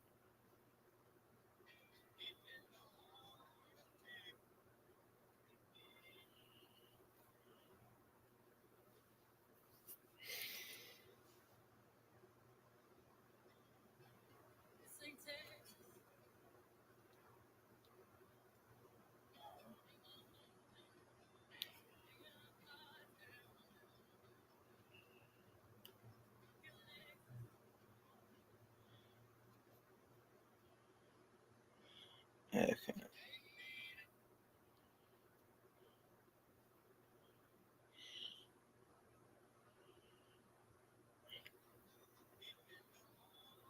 That one is going to be a grounder to short. They can't turn the double play.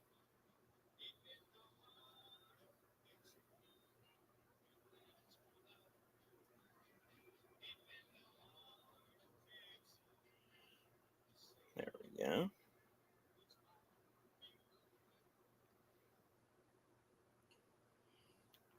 And a good play by the shortstop, but at second, the second baseman there drops the ball. So not able there. Who was that?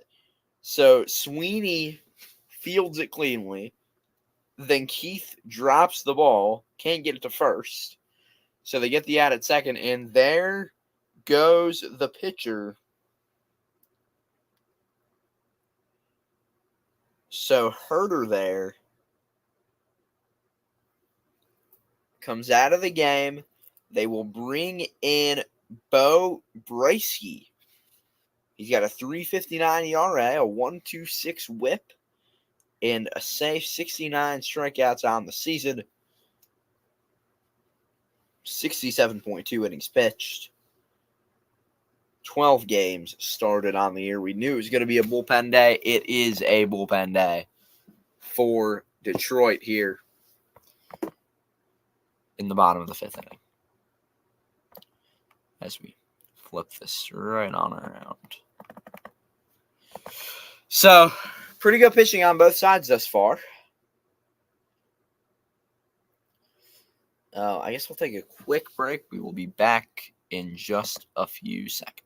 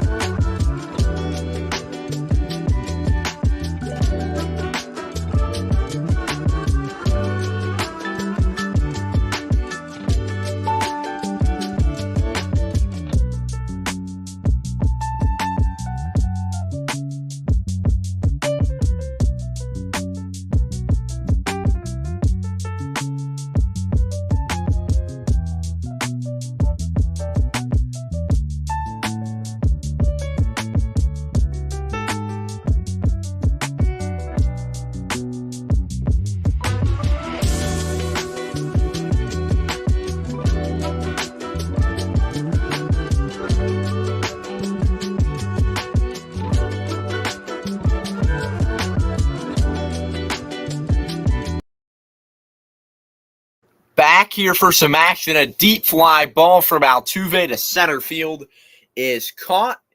They hold the man at first. So it is now 2 outs here in the bottom of the fifth. Good play in center there by Parker Meadows. So now Kyle Tucker up to the plate, trying to get the Astros on the board. They're going to throw to first, but McCormick is back in top. Folks, give us your thoughts in the comment section on this game. What do you think so far? What do you think about the playoffs? Who's your World Series pick? Give us your thoughts on baseball. Give us your thoughts on sports. Give us your thoughts on whatever. Just don't do anything stupid. That's it. But give us your thoughts on what's going on. 1-0 count to Kyle Tucker here with 2 outs and a man on first in the bottom of the 5th. Tucker 0 for 1 on the day, batting second for Houston. And at one point, we didn't think, as that's going to be a swing and a miss on the changeup, 1-1 count. We didn't think Houston was going to be in the playoffs early in the year. Seattle looked to be running away with the division. But by the middle of the season, I remember on 4th of July, watching Houston and Seattle battle at T-Mobile Park for in one of those great series that they had this season. And Seattle only missed the playoffs. Man, they missed the playoffs by one game. One game they missed the playoffs by. But it's just they ended the season pretty well, but they were already eliminated by the time that they possibly could have competed and started to heat back up again. So 1-2 count's going to be low. Man's going to run. I think he's safe, and yes, he is. Chas McCormick gets a stolen base, puts a man in scoring position with 2 outs. A 2-2 count to Kyle Tucker, but a man 180 feet away who could possibly be the first run of this game 2. And McCormick ran for a reason. The Astros need a run, or else they're out of the playoffs. We haven't seen the Astros exit in the wild card in years. It has been probably over a decade since we saw them losing the wild card. And there we go. Out 3. Bryski gets out of it. Parker Meadows, Kerry Carpenter, Matt Vierling up on the other side of the break. Until then, though, this is Shifting Out by Gregory David on Sorgy Stories.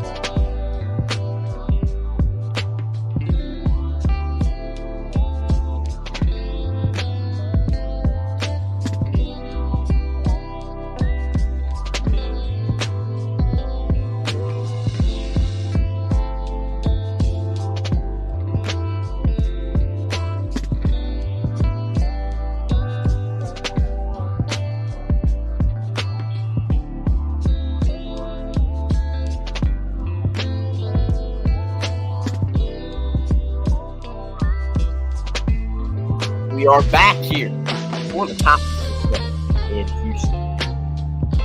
On a gorgeous day for baseball at Minute Maid Park, a 0-1 count to the first man up, Parker Meadows. He drives one deep to left field.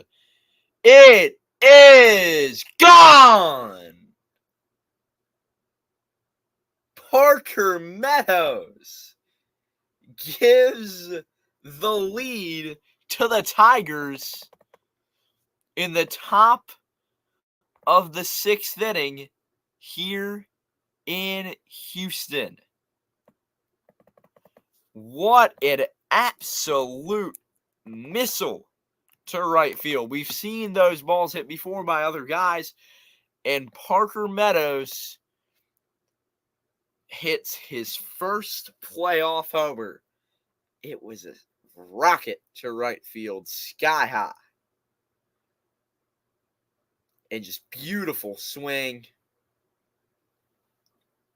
He sent it far, and there is no doubt about that one. He knew it was gone, and the Astros did as well. So an 0-1 count now to the batter. It's going to be a grounder to second. Altuve has it to Caratini, and that will be the first out of the inning. But the Astros now, it's Kerry Carpenter with the ground out there. The Astros, 9 outs away, or 9 or 12, 12 outs away from being out of the playoffs.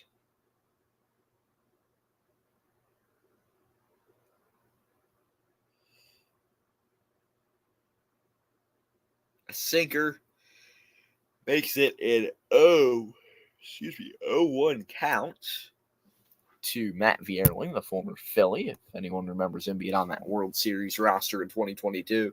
He knows about playing in Houston. He's done it. Didn't win it, that series, but he's played there as an opponent. Vierling 0 for 2 on the day. Swings at some high cheese, forcing fastball there. 0-2 count now to the right fielder for Detroit. I'm so used to Vierling starting in center for the Phillies back in the day.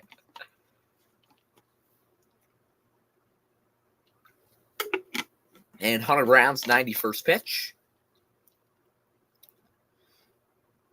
is a fouled off, so it is an 0-2 count now to Matt Vierling.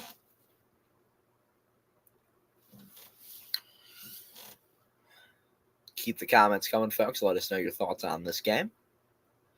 That one's low from Brown. 1-2 count now. I would think this is going to be it for Hunter Brown, considering he's at 92 pitches. And, he gave up a run. I think this is going to be his last inning of work. But he gets the strikeout there, makes it 2 outs here at the top of the 6th. And that will bring Riley Green to the plate. Brown there with his 9th strikeout. So top of the 6th, 2 outs, 1-0. The 6-seeded Tigers lead the 3-seeded Astros. Riley Green up now.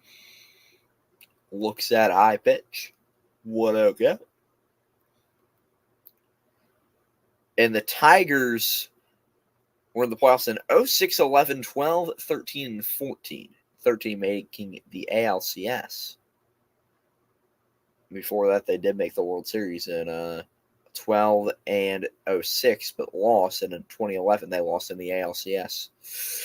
To Houston? Yeah, Houston, I want to say. Green fouls one off. 2-1 count now to him.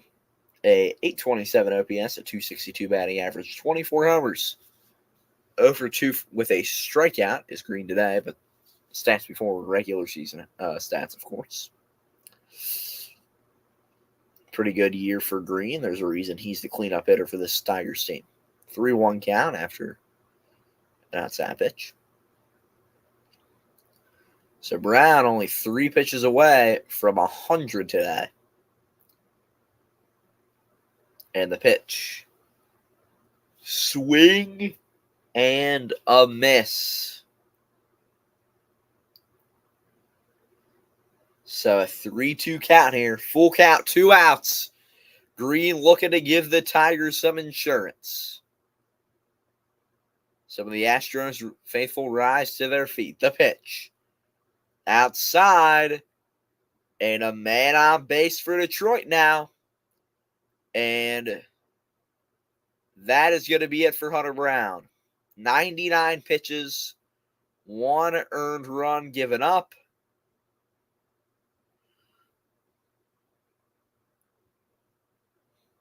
Even with that run, what a day for Hunter Brown. What a day. As Brian Abreu enters the game, a 3.10 ERA, 103 strikeouts, and a 116 whip, 1 save on the year. And Hunter Brown heads into the dugout to a standing O in a sea of blue, white, and orange. The Houston faithful applaud their starter for a tremendous performance. And they hope they'll be applauding their offense for some late game life in this elimination game they face. Bottom of the 6th, 2 outs. As Abreu does his warm-up pitches, we will take up a break here. This is Cats Walking by Yamodi from Epidemic Sound right here on Sorgy Stories.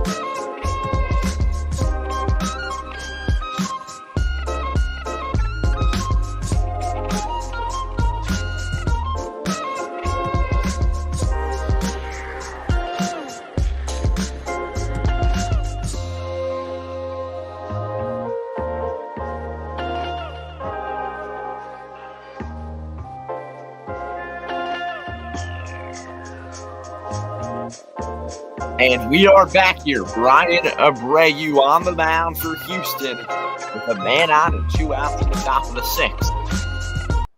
His first pitch of the afternoon is high and away. No swing, of course. From Colt Keith, the second baseman. 260 average, a 689 OPS.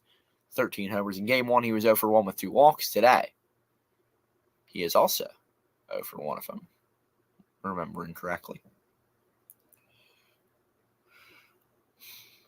This game started at 2:30, moving at about a 3-hour pace, maybe a little bit less actually. We see Justin Verlander there in the dugout. He did not make the 26-man roster, but he is present there in Houston. So Keith here up to the plate. The 23-year-old. Of course, with that error earlier that almost cost her a run, but Detroit got out of it.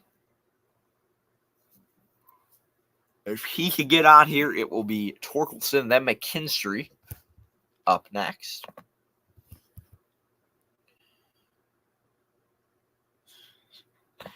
Glad to know that Aaron Johnson is still alive and well after that homer. And now after a walk, 2 on, 2 out for Spencer Torkelson, the first baseman. Torkelson has been, well, to say the least, a decent player, I would say, this year. He hasn't been incredible, but for 25 years old, 219 average, 669 OPS, not great. 10 homers, though. That's not too bad. Last year he had 31 homers. batting .233 with a 758 OPS. I didn't realize he had fallen off so badly.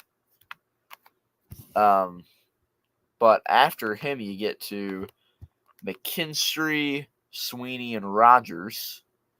None of them were very good, but you never know what's going to happen. Yeah, I just didn't know he was that bad this year, honestly.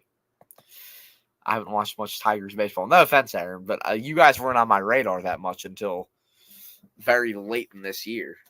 So, unless you guys were playing the Brewers, I probably didn't watch you. Maybe when you guys played the Phillies, I might have watched, but that's about it.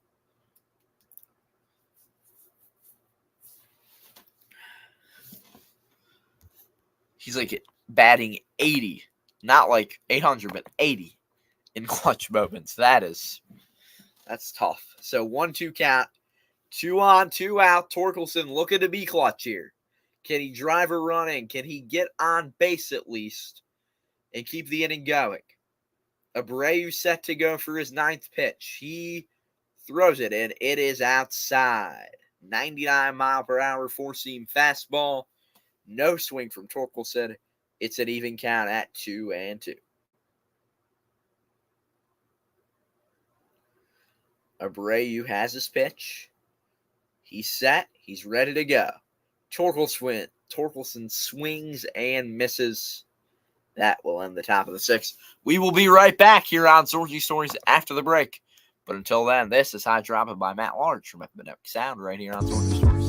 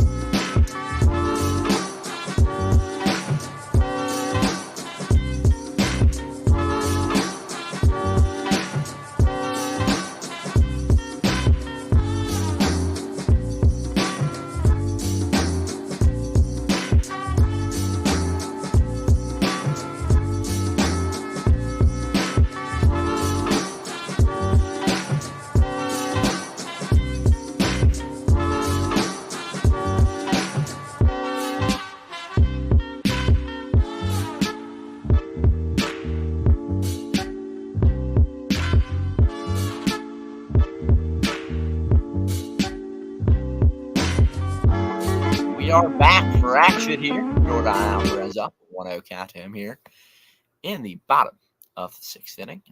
I change this graphic. Alvarez looking maybe to spark a comeback for Houston as they look to avoid elimination here in Game 2.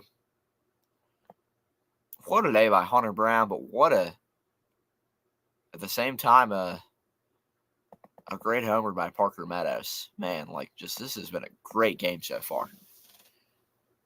And I was expecting it to be much more high scoring. Who knows what the last 3.5 innings are going to look like, though. We will find out.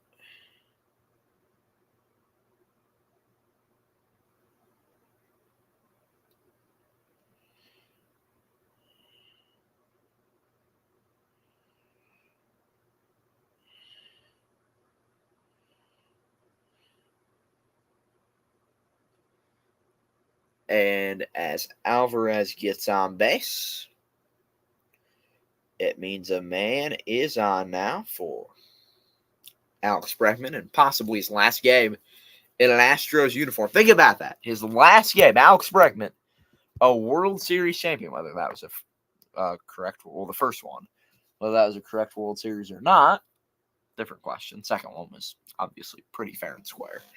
But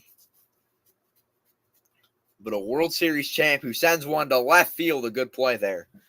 In left field, though, by the left fielder Riley Green. So man on and one out here for Yanier Diaz. 299 average, 766 OPS, 16 homers on the season. Could be a double play ball here. Could be a homer. Who knows? Let's see how this goes. The pitch. Oops, that was a bad swing by Diaz. 0-1 count.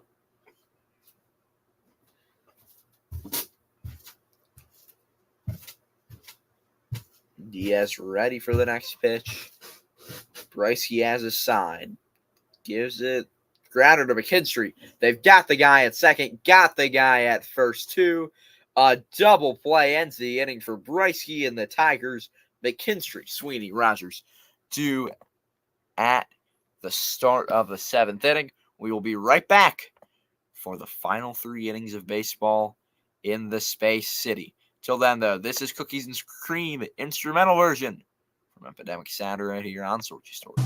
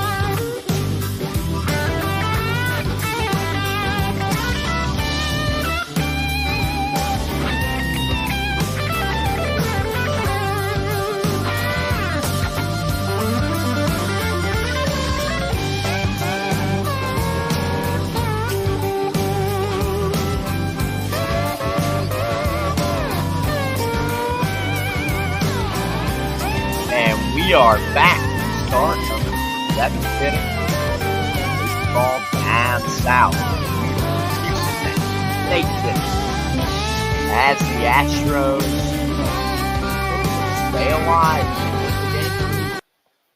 in the wild card. Brian Abreu back on the mound. It will be his 12th pitch.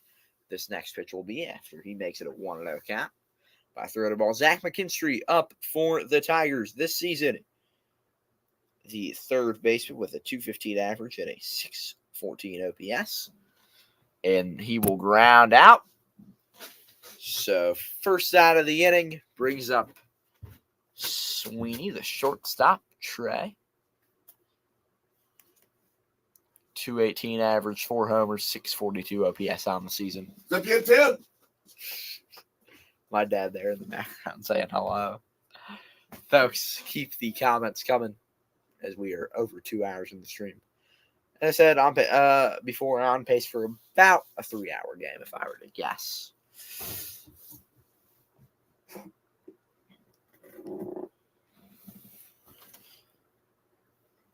That one is a strike. So an 0-2 count here on Trey Sweeney. He's 0 for 1 on the day.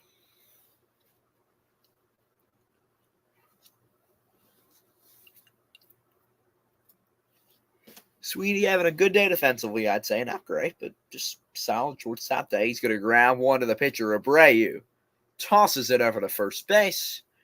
That will make it 2 outs for Jake Rogers, the catcher and the number 9 batter. He's batting 197 with a 607 OPS and 10 homers this season. In the postseason, a 333 average. 333 slug, 333 OBP. So 666 OPS.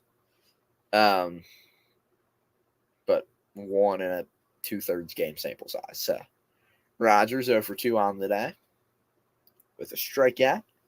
607 OPS at a 197 batting average with 10 homers. Game 1, he was 2 for 4 on the day. The pitch. Swing and a miss on a slider. Makes it an 0-2 count. Man, playoff baseball is awesome, man. Playoff baseball is awesome. So glad to have it back. We'll have it back through late October into early November. Every day of it will be great. Swing and a miss ends the top of the 7th. We will hit the stretch. And deep in the heart of Texas, we are. That song will play at Minute Maid Park. But for us, we'll take a quick break. This is Maiden Voyage by Duke Harrington right here on Sorgy Stories.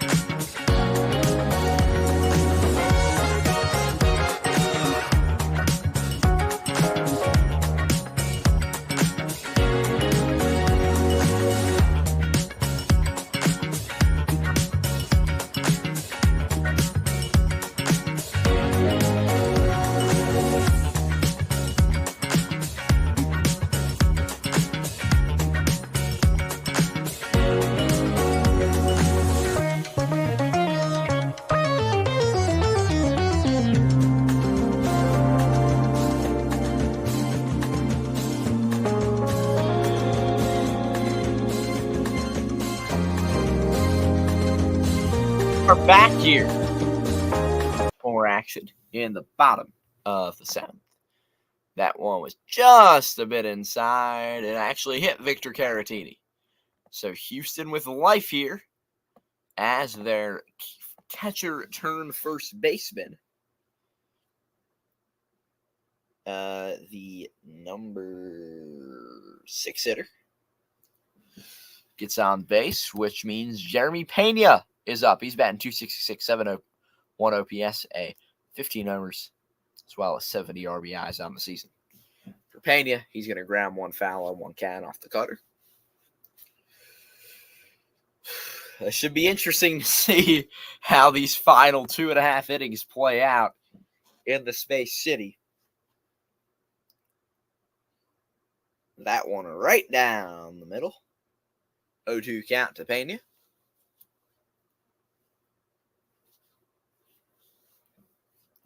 As Detroit, by the way, with a new pitcher in, it is Joby? Jackson Job. We're going to go with Job. It's our guess. Could be wrong. I'm wrong, let me know. Facing off here against Pena. 1-2 count. Joe's 5th pitch of the day. We'll go low on the sweeper. 2-2 count. Folks, keep the comments coming. Let us know what you think about this matchup and about the MLB playoffs that we are so lucky to be in the midst of. Jeremy Pena sends one to center. It will fall.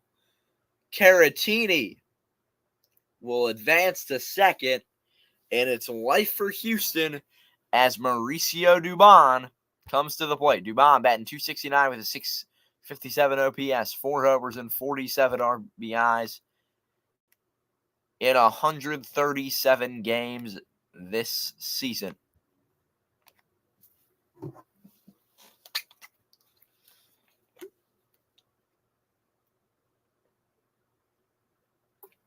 Pitching coach will make a trip out to the mound to talk to Joe.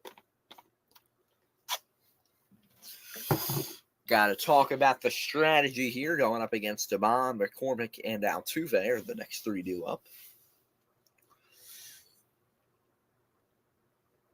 So unless they were to get a double play, they'd have to face off at least, they'd have to face all 3 of those guys.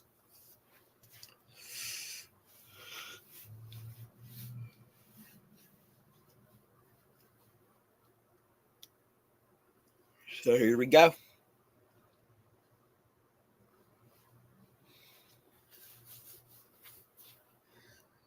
Dubon at the plate. He shows bunt. Drops back. Looks at the first pitch. It's outside. The cutter was way outside. So a 1-0 count with 2 on here in Houston. A packed out Minute Maid Park on this Wednesday afternoon, 3:39 local time in southern Texas. 2-0 count now to Dubon. He's got a single on the day, 1 for 1.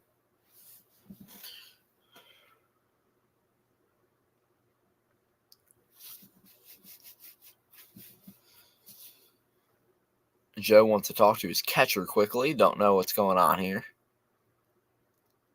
Seems like there may be a pitch comm issue. Yeah, that's what looks like is going on. So, got to figure out what's going on with the pitch comm. He's putting up to his ear, making sure he can hear what's going on.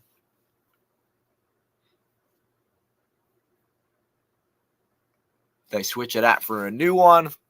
Good. Now I'm going to check if that one's good. It should be. Checking the connection, making sure it's good. Can they hear everything right? Both sides are good. They're checking it one more time just to be sure. Making sure everything's in right. Got to put it back in the hat. And we should be good to return to play in just a second.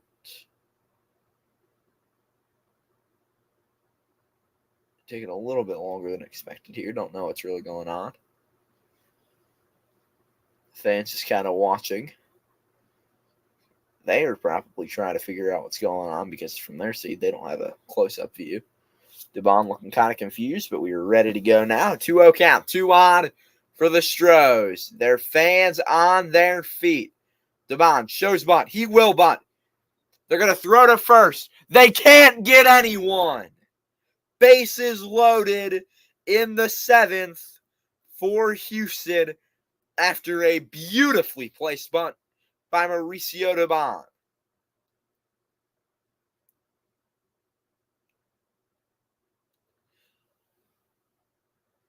He just drops it right down the line. McKinstry couldn't make a play. So now you have guys at each base. Job has to pitch out of this and get 3 straight outs, or else the Astros are going to tie this game. It's going to be John Singleton pinch hitting for Chas McCormick. Singleton will not be going back to center field, obviously. He's got a .235 average, 13 homers, 42 ribbies, and a .707 OPS. He'll be pinch hitting and probably be moved to first, or they're just going to replace him. I don't know exactly what they're going to do. John in the chat, what is up? With RISP, the Astros 2 for 7 in the series. I think that's what that said. 1 for 4 today, yeah. Of course, for those who don't know, RISP is runners in scoring position.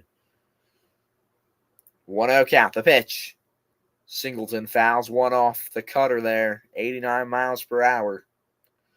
Good cut. Couldn't get it to go fair, so that one went up behind the screen. 1-1 count to Singleton. Bases loaded, everyone on their feet at Minute Maid. A swing and a miss on the changeup. That's going to fool you.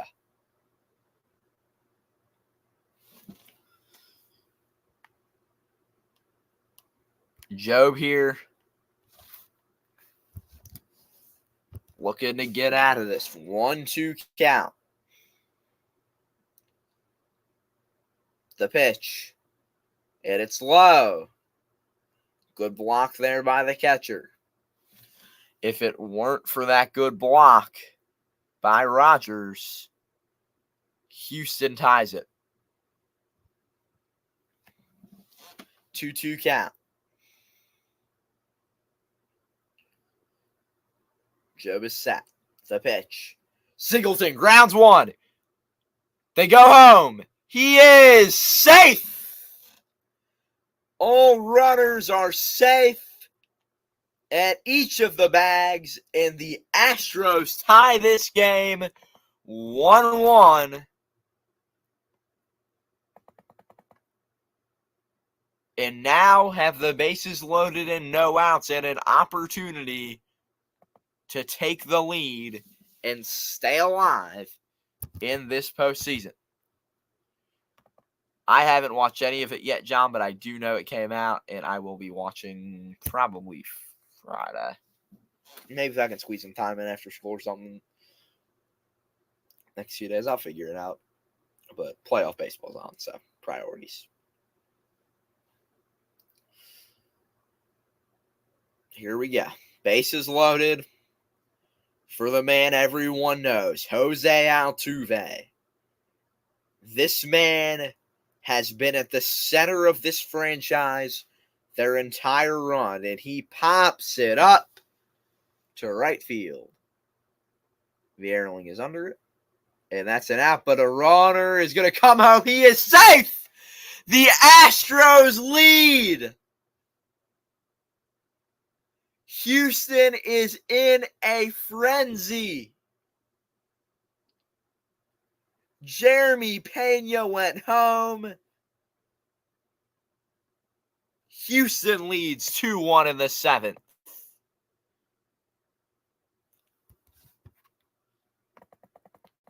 And now Kyle Tucker up with guys on the corners. Just barely snuck in there. Man, wow.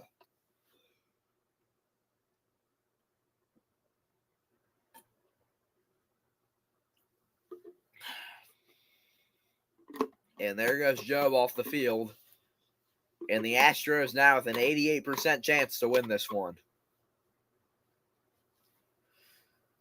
Tucker will bat. Then it's going to be Bregman, then Diaz. We will take a break as a new pitcher comes in. The Astros 2, the Tigers 1 in the bottom of the 7th. Right here on Sorgy Stories. This is Against the Grain by Will Harrison.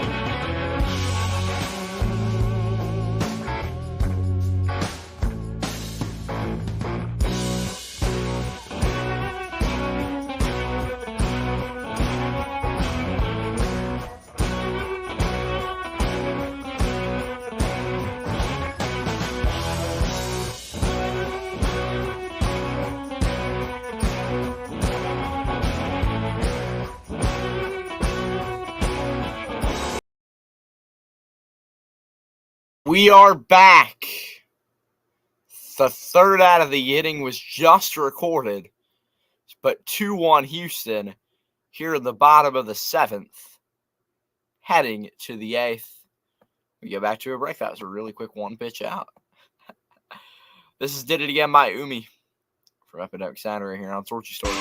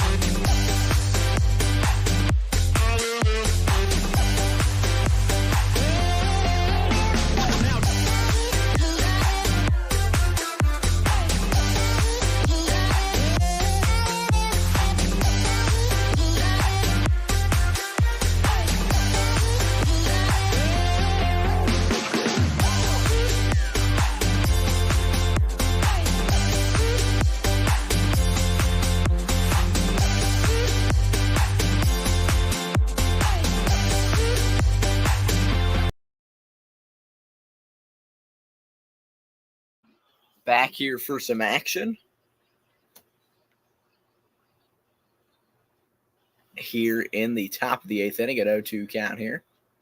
And they strike him out. Give me one quick second, folks.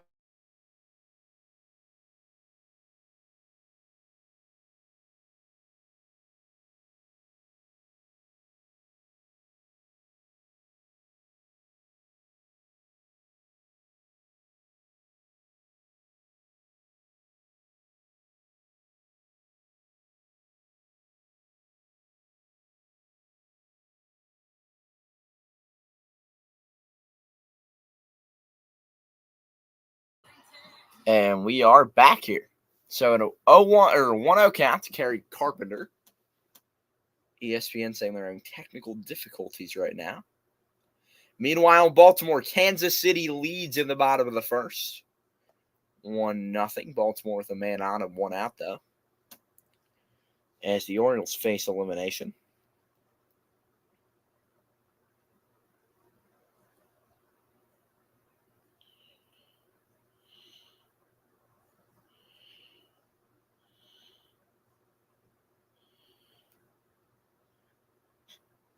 So here we go. That one's going to drop.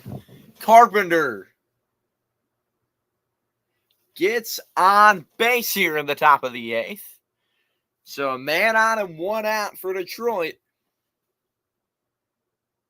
3 in the comment section. Make sure you keep your thoughts coming. John Jansen asking who I root for. I'm a Sam guy, personally. We're talking about the game jet lag on YouTube. I'm a Sam guy. personally. Just me. Just my opinion. Nothing against the other guys, but Sam's my favorite. Tigers, they're going to get a guy through. That ball gets through, and guys on the corners. A beautiful hit there by who even was that there? The Erling. Matt Vierling making up for the defensive play where he didn't immediately throw home, not expecting a guy to be there. And for Houston now, it is Presley on the mound. They just had a meeting about it, though. Riley Green up for Detroit.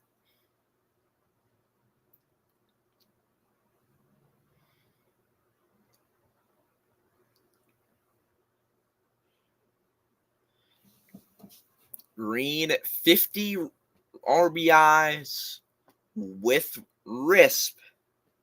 Runners in scoring position this year. 2 on, 1 out. Green looking to give the Tigers the lead back or to at least tie this one. Grounds one foul on a chopper. Curveball makes it 0-1.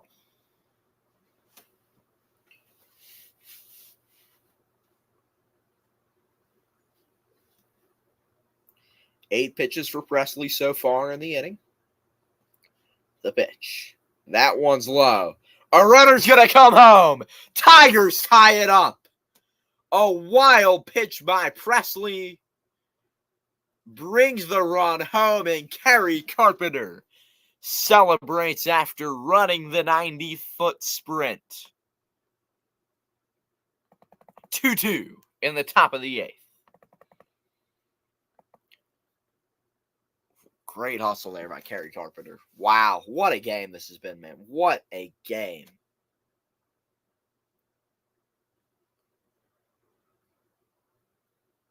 That one's going to fall in there for a strike on Green. So 1-2 count with the man on second.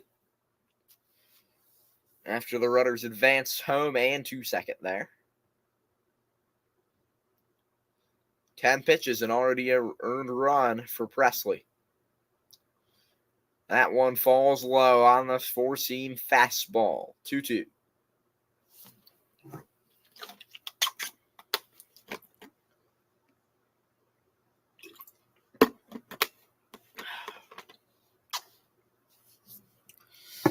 The pitch. Swing and a miss. Down goes Green. Cole Keith comes up now for Detroit, the second baseman. Batting .260 on the year.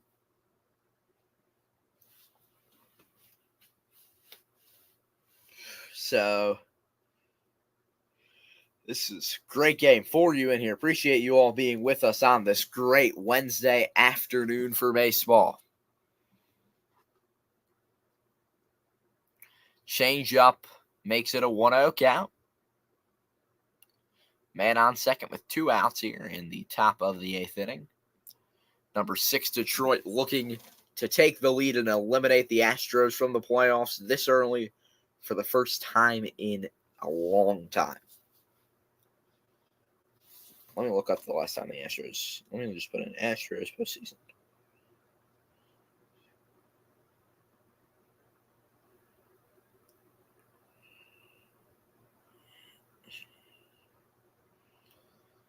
See, the last time they lost in the wild card, last time they missed the playoffs was 2016.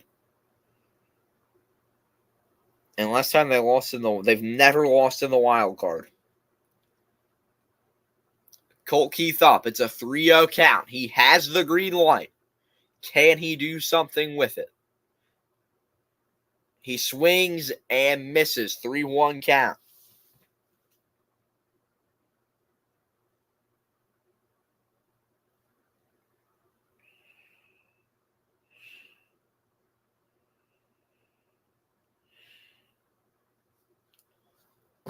3-1 to Keith.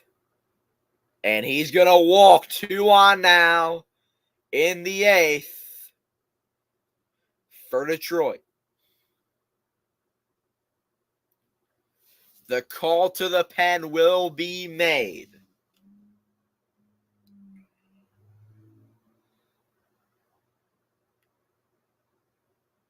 Presley doesn't love it.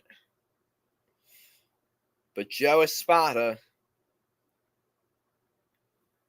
he was hired to replace Dusty Baker in November, and now he makes the decision to take Presley out after giving up the tying run and putting what could be the go-ahead run on second base and an insurance run on first.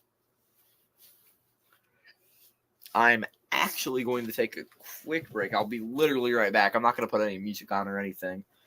What I'm going to do is grab our second TV here in the studio so I can keep tabs on the O's Royals game. I will be right back, folks. Bear with me here.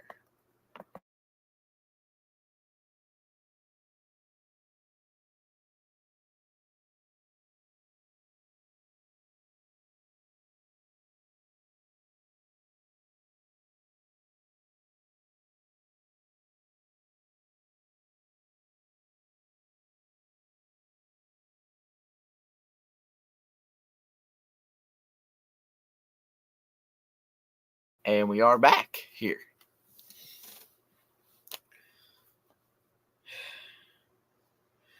What a game this has been.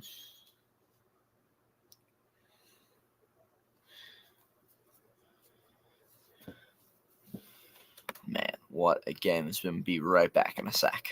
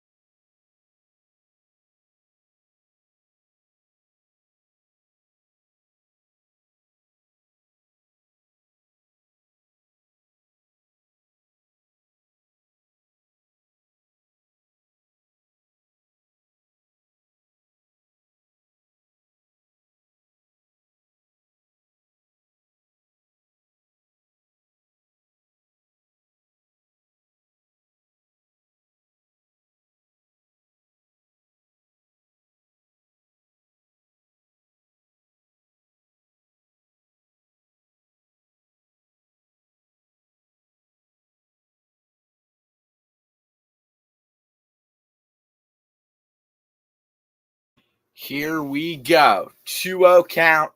Josh Hader. He was the closer for my Milwaukee Brewers. He was the closer for San Diego.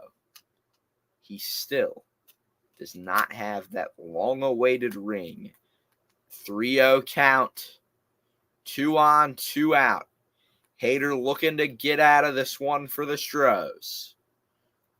Torkelson at the plate. The pitch. And Torkelson will walk. The bases are loaded in the Space City.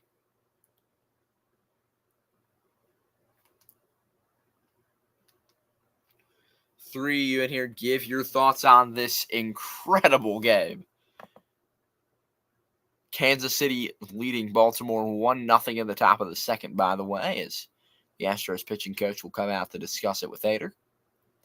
Sam does have a ton of coins. Talking about the jet lag of the game. Go sub to them on YouTube. Hader talking about it with Coach Miller. And the infield, you see all the guys there discussing. Houston that crowd just looks like it is so nervous the Tigers 90 feet away from taking the lead, and in that case, 6 outs away from eliminating them. Momentum doesn't seem to be going their way, but that could change like this with an out from Josh Hader here. The pitch. Sky high. Foul. Way foul. He had the power. He didn't have the distance. It's Ibanez pinch hitting here. The 241 average on the year. The 0-1. Ibanez sends another one foul the other way.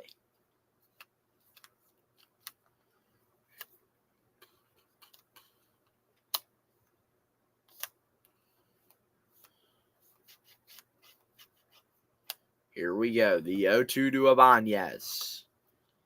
Hader gets ready to go. He's got his sign.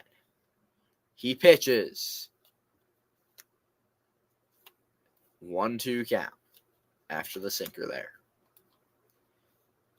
He got that one into the zone.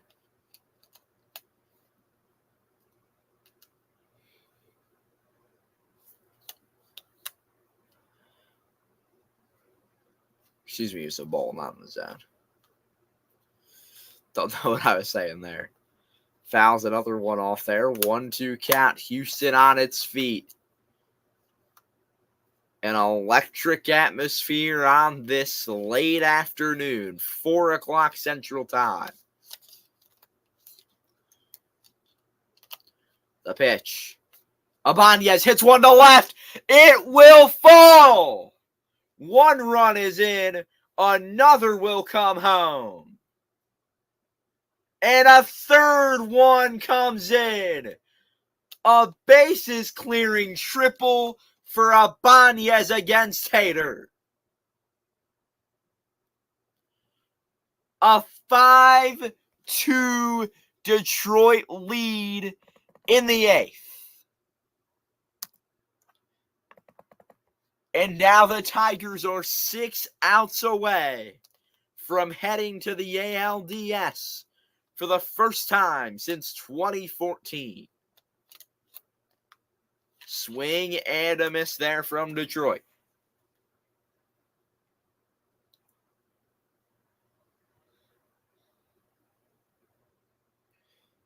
And Andy Ibanez there, such a clutch hit down the line and left.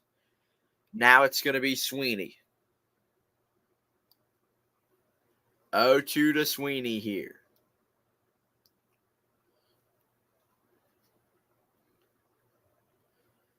Fouls it off. The sinker there, foul.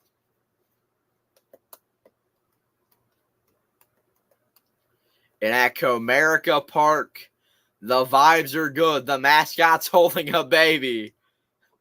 And the fans are going wild at the watch party.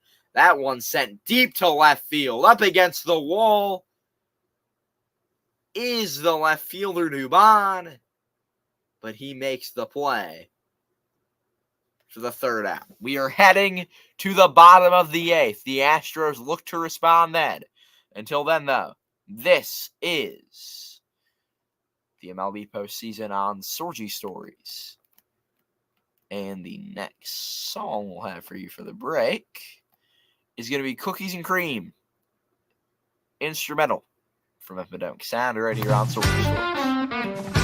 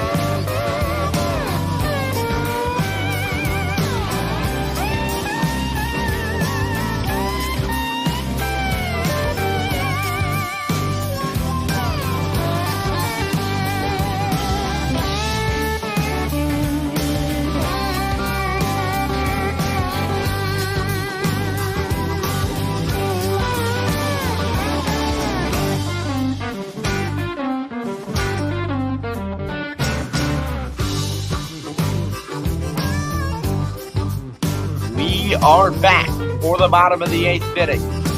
Jordan Alvarez grounds it to second for the first out of the inning.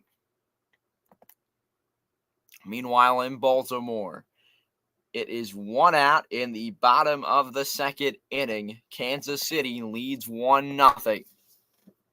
For you in here, thank you for watching on this wonderful Wednesday afternoon for baseball. I am Anthony Sorgi here in the Sorgi Story Studios in Philadelphia. And make sure to like, share, subscribe, and hit that bell. Ding, ding, ding. 1 out, 1-0 count to Bregman. The Astros 5 outs away from being eliminated from the postseason. I had them in the ALCS. So my bracket doesn't look great. But for my heart, I'm loving this because I can't stand the Houston Astros. That one's just a bit outside.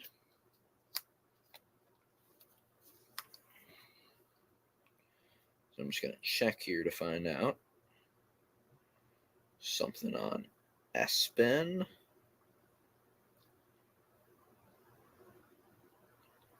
Looks like Gunther's in.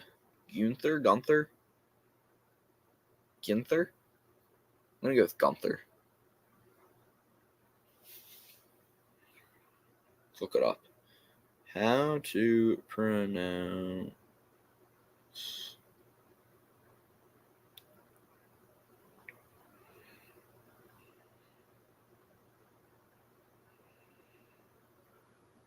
That one's going to be grounded to short. Banez, has it. He throws to first, and that's the out. Find out how you say this.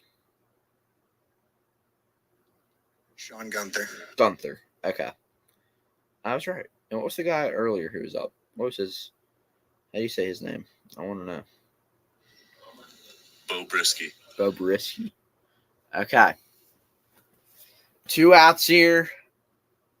Pena, or not Pena, excuse me. Who is that? I can't tell. Diaz, I think? Is it Diaz up to the point? It might be. Yeah, it's Diaz. He'll ground it to short. An easy toss, but underthrew, but he was out of the base fast, so that's the 3rd out of the inning. We are heading to the 9th. Houston looking for the keep this only a 3-run game heading into the bottom of the 9th. But for the top, they need some good pitching to keep themselves in it somewhat, kind of. Until then, though, this is Did It Again by Umi right here on Sorgi Story.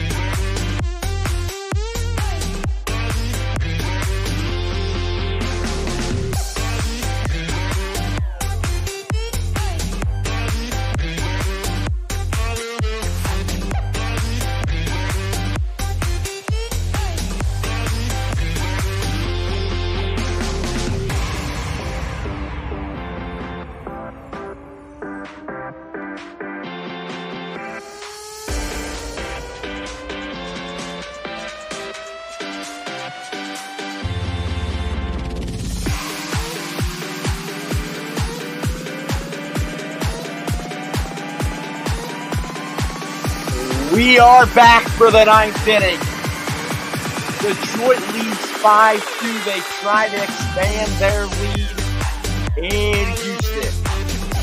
On the mound will still be Josh Hader. He gave up 3 runs last inning. He hopes to not do the same. It is an 0-1 count. Who is that? I can't even tell. Let's find who it is. It's going to drop, I can tell you that, for a single. That was Rogers there. I thought it said 39. I was like, huh? But it was Rogers, number 34. So Devon there can't get to it. Let's see the replay.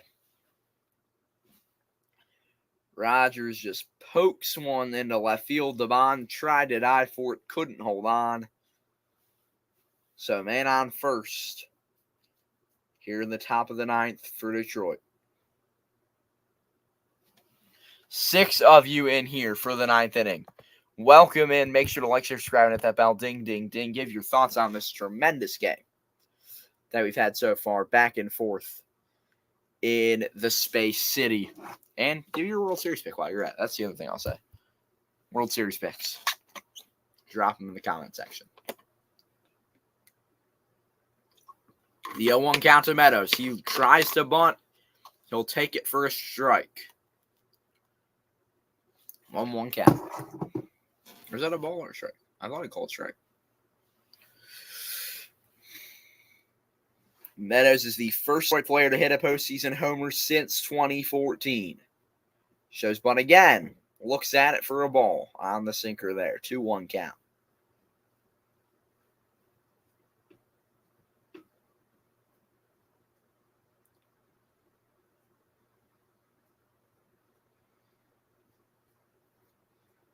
He bunts it down the line. They get the guy at second. Lead runner out. A guy on first with 1 out here at the top of the ninth inning. Good play by Bregman there.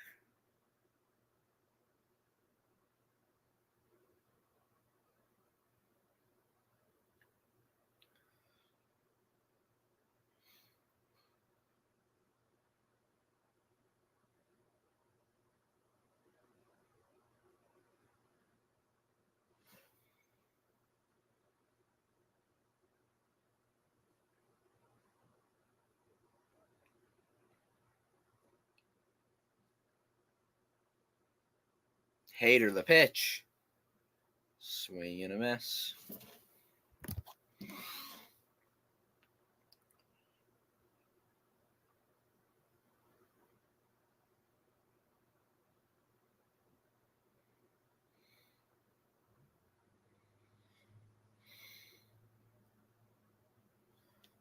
That's going to be the second run. 2 outs here after they get the lead runner again. So 2 outs after he tries to seal, but he's not leaving. He will not leave the bag. He thinks he's safe. The Tigers are going to ask for a challenge, it looks like here. No, they won't. Let's see. Was he safer? Yeah, he's out.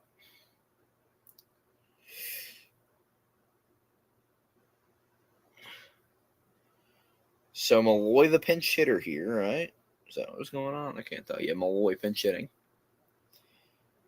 The left fielder is 24 years old, batting at .203 on the season, 8 homers, 21 ribbies.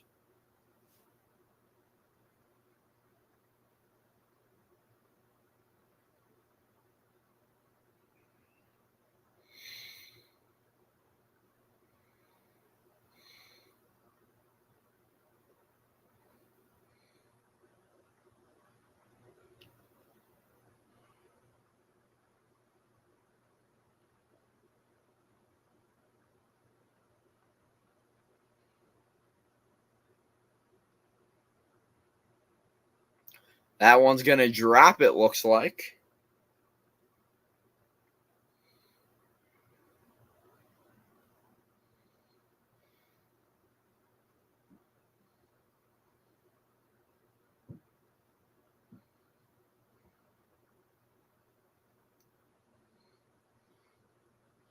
So, man on.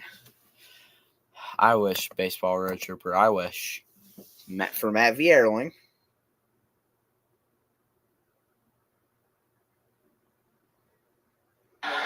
Plays giving away. I need to lower that. 1-0 in Baltimore here. The Royals lead, and they're going to get a man on. That should be a double. No, it's a single for Bobby Witt. Vierling looks at a ball. Brewers lineup for today. Churio, Perkins, Contreras, Adames, Sanchez, Hoskins, Frelick, Ortiz, Terang. That's what my lineup would be. I'm with that.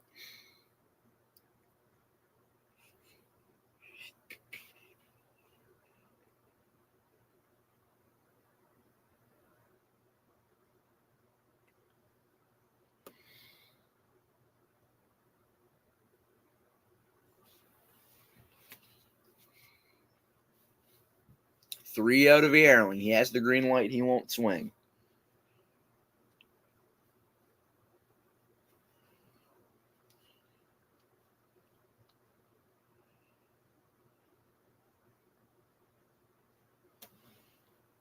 John, are you saying the 12-team total, 6 in each league? I think this is the best format the MLB has ever had.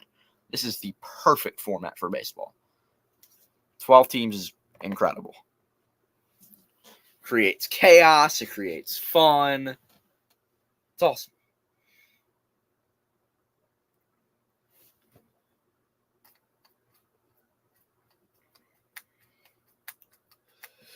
So 2 on, 2 out here.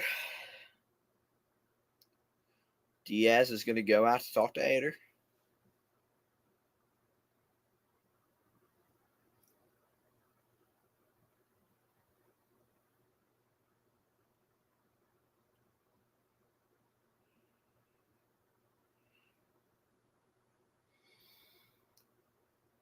Hader, it seems like getting ready to go here.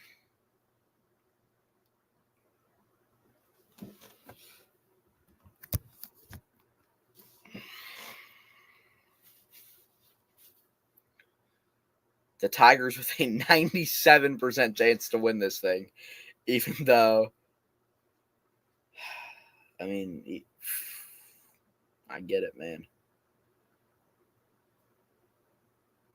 So up to the plate now is Riley Green. 1-0 count to him.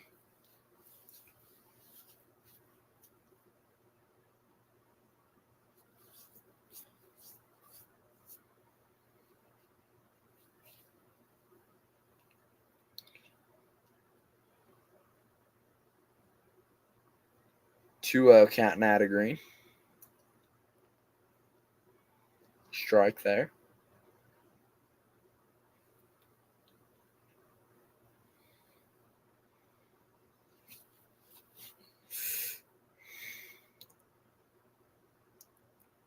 Swing and a miss on the sinker. 2-2 count. 2-2, 2 on, 2 out. Detroit looking to expand this lead. Royals are going to get one to fall. That's going to get guys at the corners. 2 outs there. But here, 2-2, 2 on, 2 out. Green sends one sky high. And foul. Probably, John. That's probably why you don't. Hold on. The card. How are the Cardinals 0-2? I thought they only made it in 2022. How'd they be 0-2? Did they make it last year?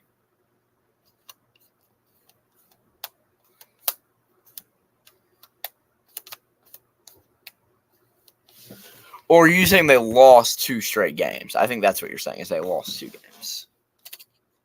Full count out of Green. 2 on, 2 out.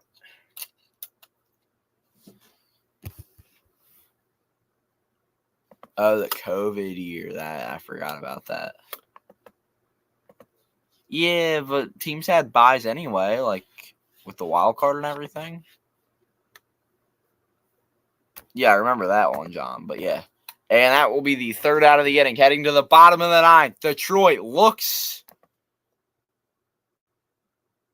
to move on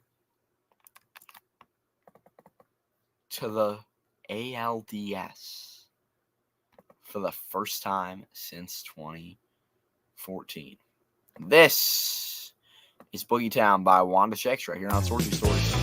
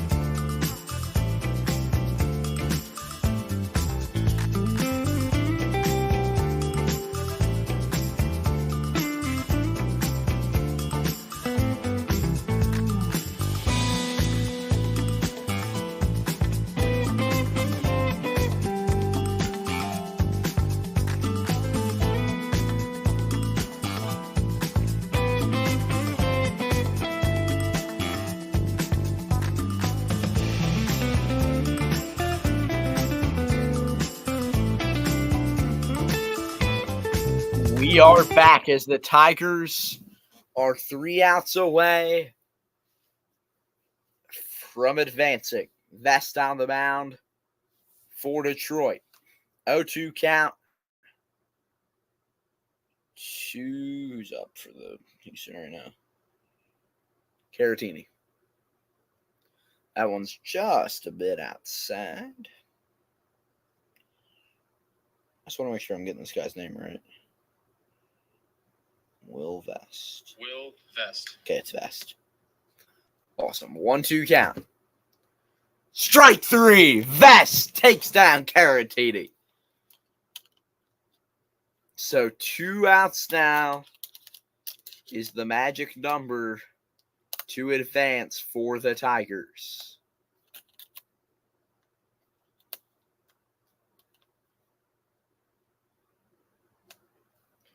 Jeremy Pena at the plate, trying to keep Houston season alive. He hits one to right field. This one's going. This one is caught at the wall.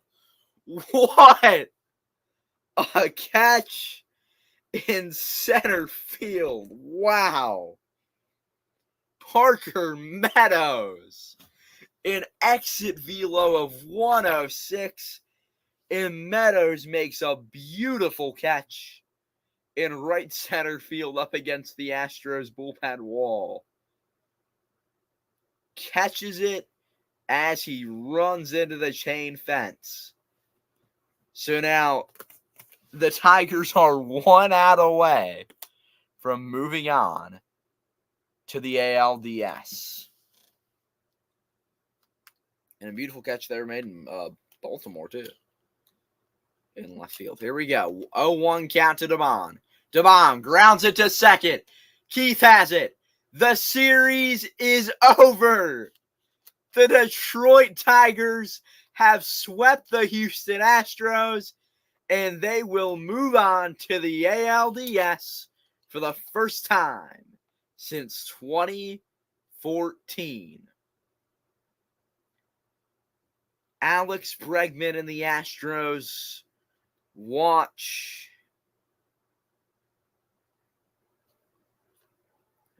and for Bregman, it may be his last ever game in an Astros uniform. We will find out about that this offseason.